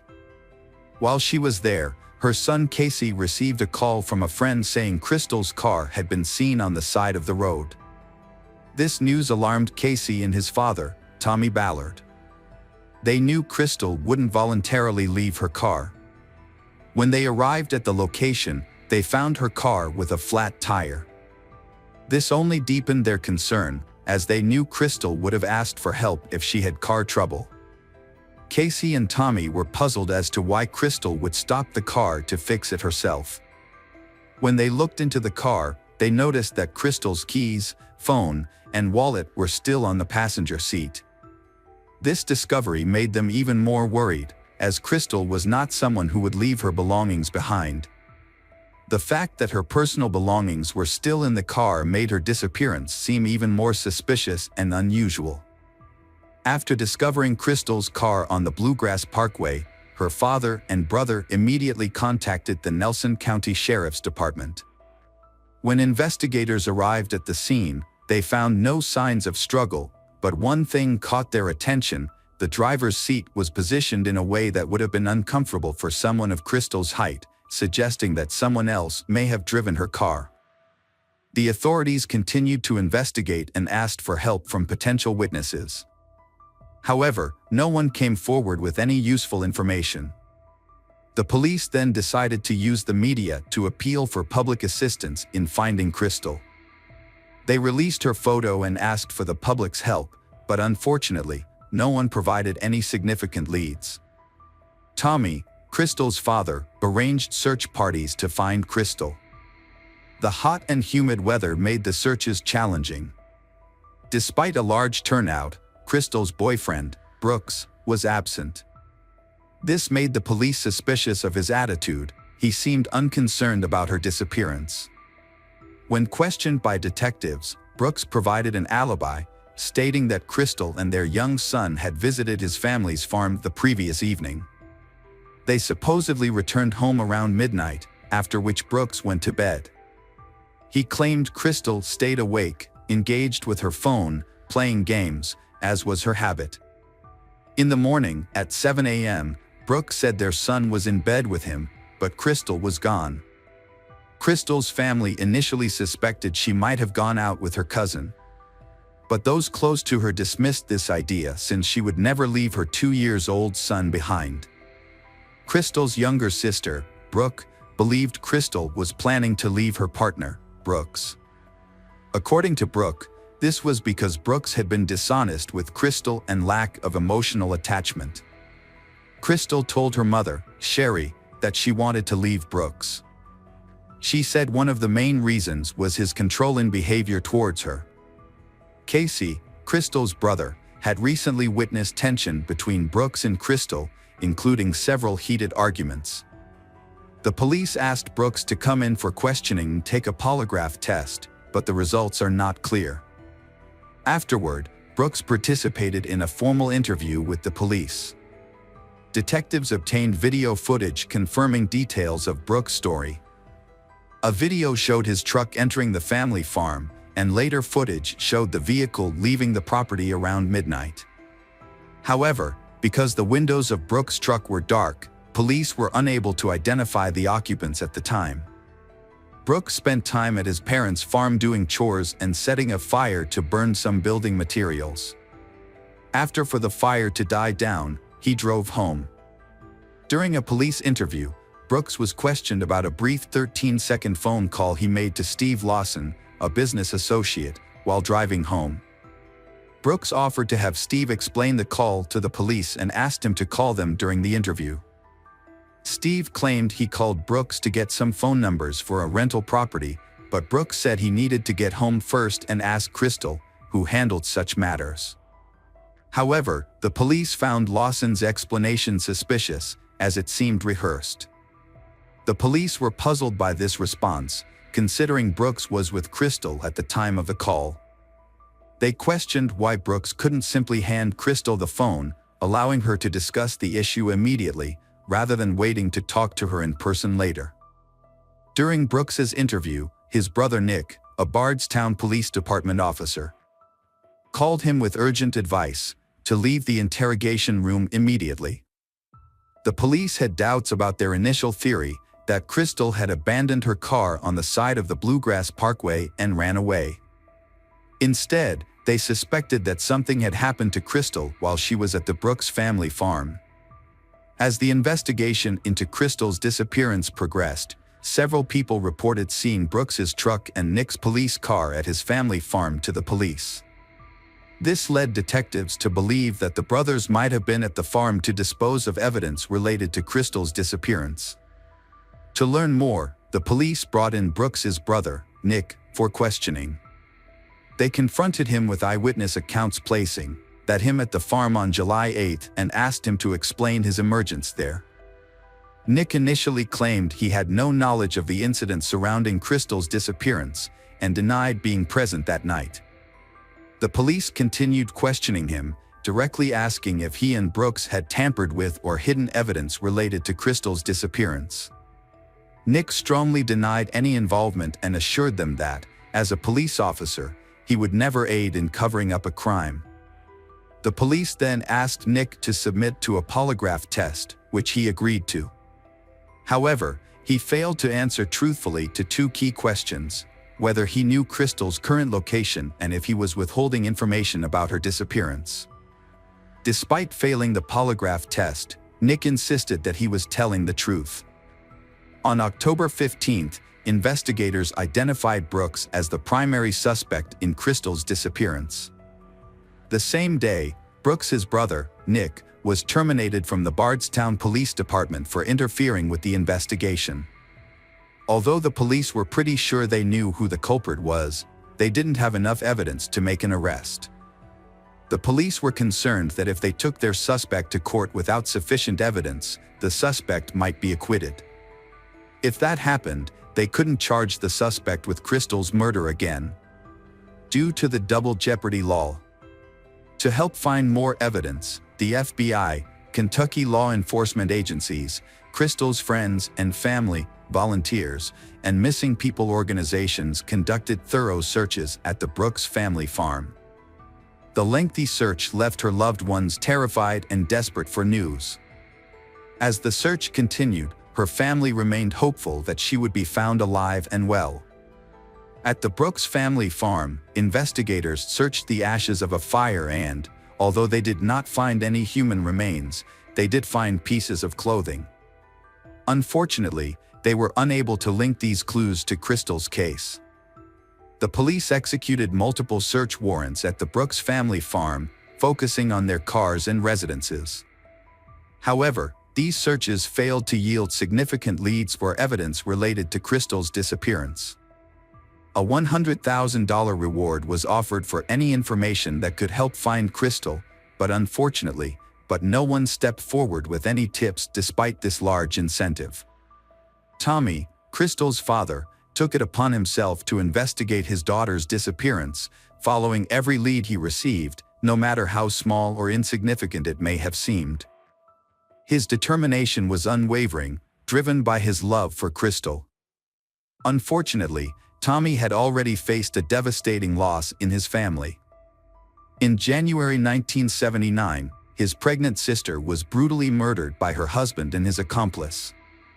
The perpetrators shot and beat her, set her remains on fire, and scattered them on a farm. Although it took years, but the suspects were eventually arrested, found guilty, and sentenced to life in prison. Tommy remained committed to finding out what happened to his daughter Crystal, despite the many challenges he faced. He conducted his own investigation, canvassing the neighborhood, conducting interviews, and reaching out to anyone who might have information about his daughter's disappearance. To aid in his search, Tommy also utilized his own savings to hire private investigators and cadaver dogs. To keep track of the investigation, Tommy carefully documented every clue he found. He worked with the police, sharing his discoveries and asking for their advice. November 2016, Tommy took his 11-year-old grandson, Crystal's son, on a hunting trip on their property early in the morning. As they left, Tommy's wife Sherry watched them go, feeling uneasy. She couldn't help but pray for their safety in the woods.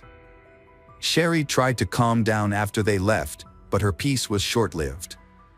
Just minutes later, she received a frantic phone call from her grandson, Crystal's son. His voice shook with fear. He then exclaimed, "Mimo, Papa has been shot." Sherry's world came crashing down. Her nephew's panicked voice on the phone told her something terrible had happened. She quickly threw on some clothes and rushed to call 911, and she reassured her distressed grandson that help was on the way. Her mind was flooded with fears of what might have happened to her husband, Tommy. When Sherry arrived at the scene, she witnessed a horrifying sight: her husband lying on the ground, unresponsive. Distraught, she rushed to his side and tried to wake him up, hoping he would respond. But her efforts only revealed a grim truth: blood was pouring out of his nose. The officers and bystanders at the scene quickly pulled her away so that the medical team could try to save him, but it was too late. Tommy was pronounced dead. The initial police reports suggested that Tommy's death was the result of a hunting accident. However, Sherry knew this could not be true. She was adamant that her husband had been murdered, and she made her feelings clear to the authorities. "This is no accident," she insisted. "This is she husband, and it's a murder, and you know it." During the investigation, the investigators was found that Tommy's own gun had not been used, making it unlikely that he had committed suicide. The investigators then determined that Tommy's 11-year-old grandson was not involved in the shooting. As the investigation progressed and more facts came to light, Sherry's suspicion that her husband's death was indeed a murder gained credibility. The Kentucky State Police have informed the public that they are treating Tommy Ballard's death as a murder. The Tommy family believes that he was killed because he was getting close to discovering what happened to his missing daughter, Crystal. They think the people responsible for Crystal's disappearance felt threatened by Tommy's investigation and had him murdered to prevent the truth from coming out. In 2022, the FBI conducted a 5-day investigation into Crystal's disappearance.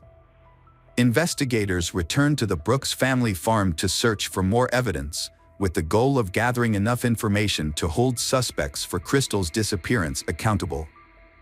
In October 2022, the FBI confirmed that it would analyze all evidence collected at its lab in Quantico. As the investigation into Crystal's disappearance continued, the Kentucky Attorney General appointed a special prosecutor to help prosecute criminal charges related to the deaths of Crystal Rogers and her father, Tommy. Crystal's mother, Sherry, was aware of and fully supported the decision to appoint a special prosecutor. She believed the move was necessary to ensure justice for her husband and daughter, and she viewed the appointment as a positive development that brought new perspective and expertise to the case. The decision to appoint a special prosecutor also showed that the case was being taken seriously and that those responsible would be held accountable. On September 2023, authorities arrested Crystal's boyfriend, Brooks Houck, and charged him with murder and tampering with physical evidence.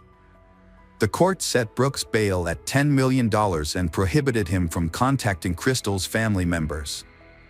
Notably, Brooks was previously arrested in 2022 for multiple traffic offenses and was released after paying a series of fines.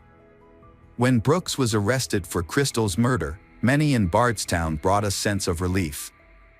While the confirmation of Crystal's death was devastating, the community was relieved to know that justice was being pursued, bringing some sense of closure to the case.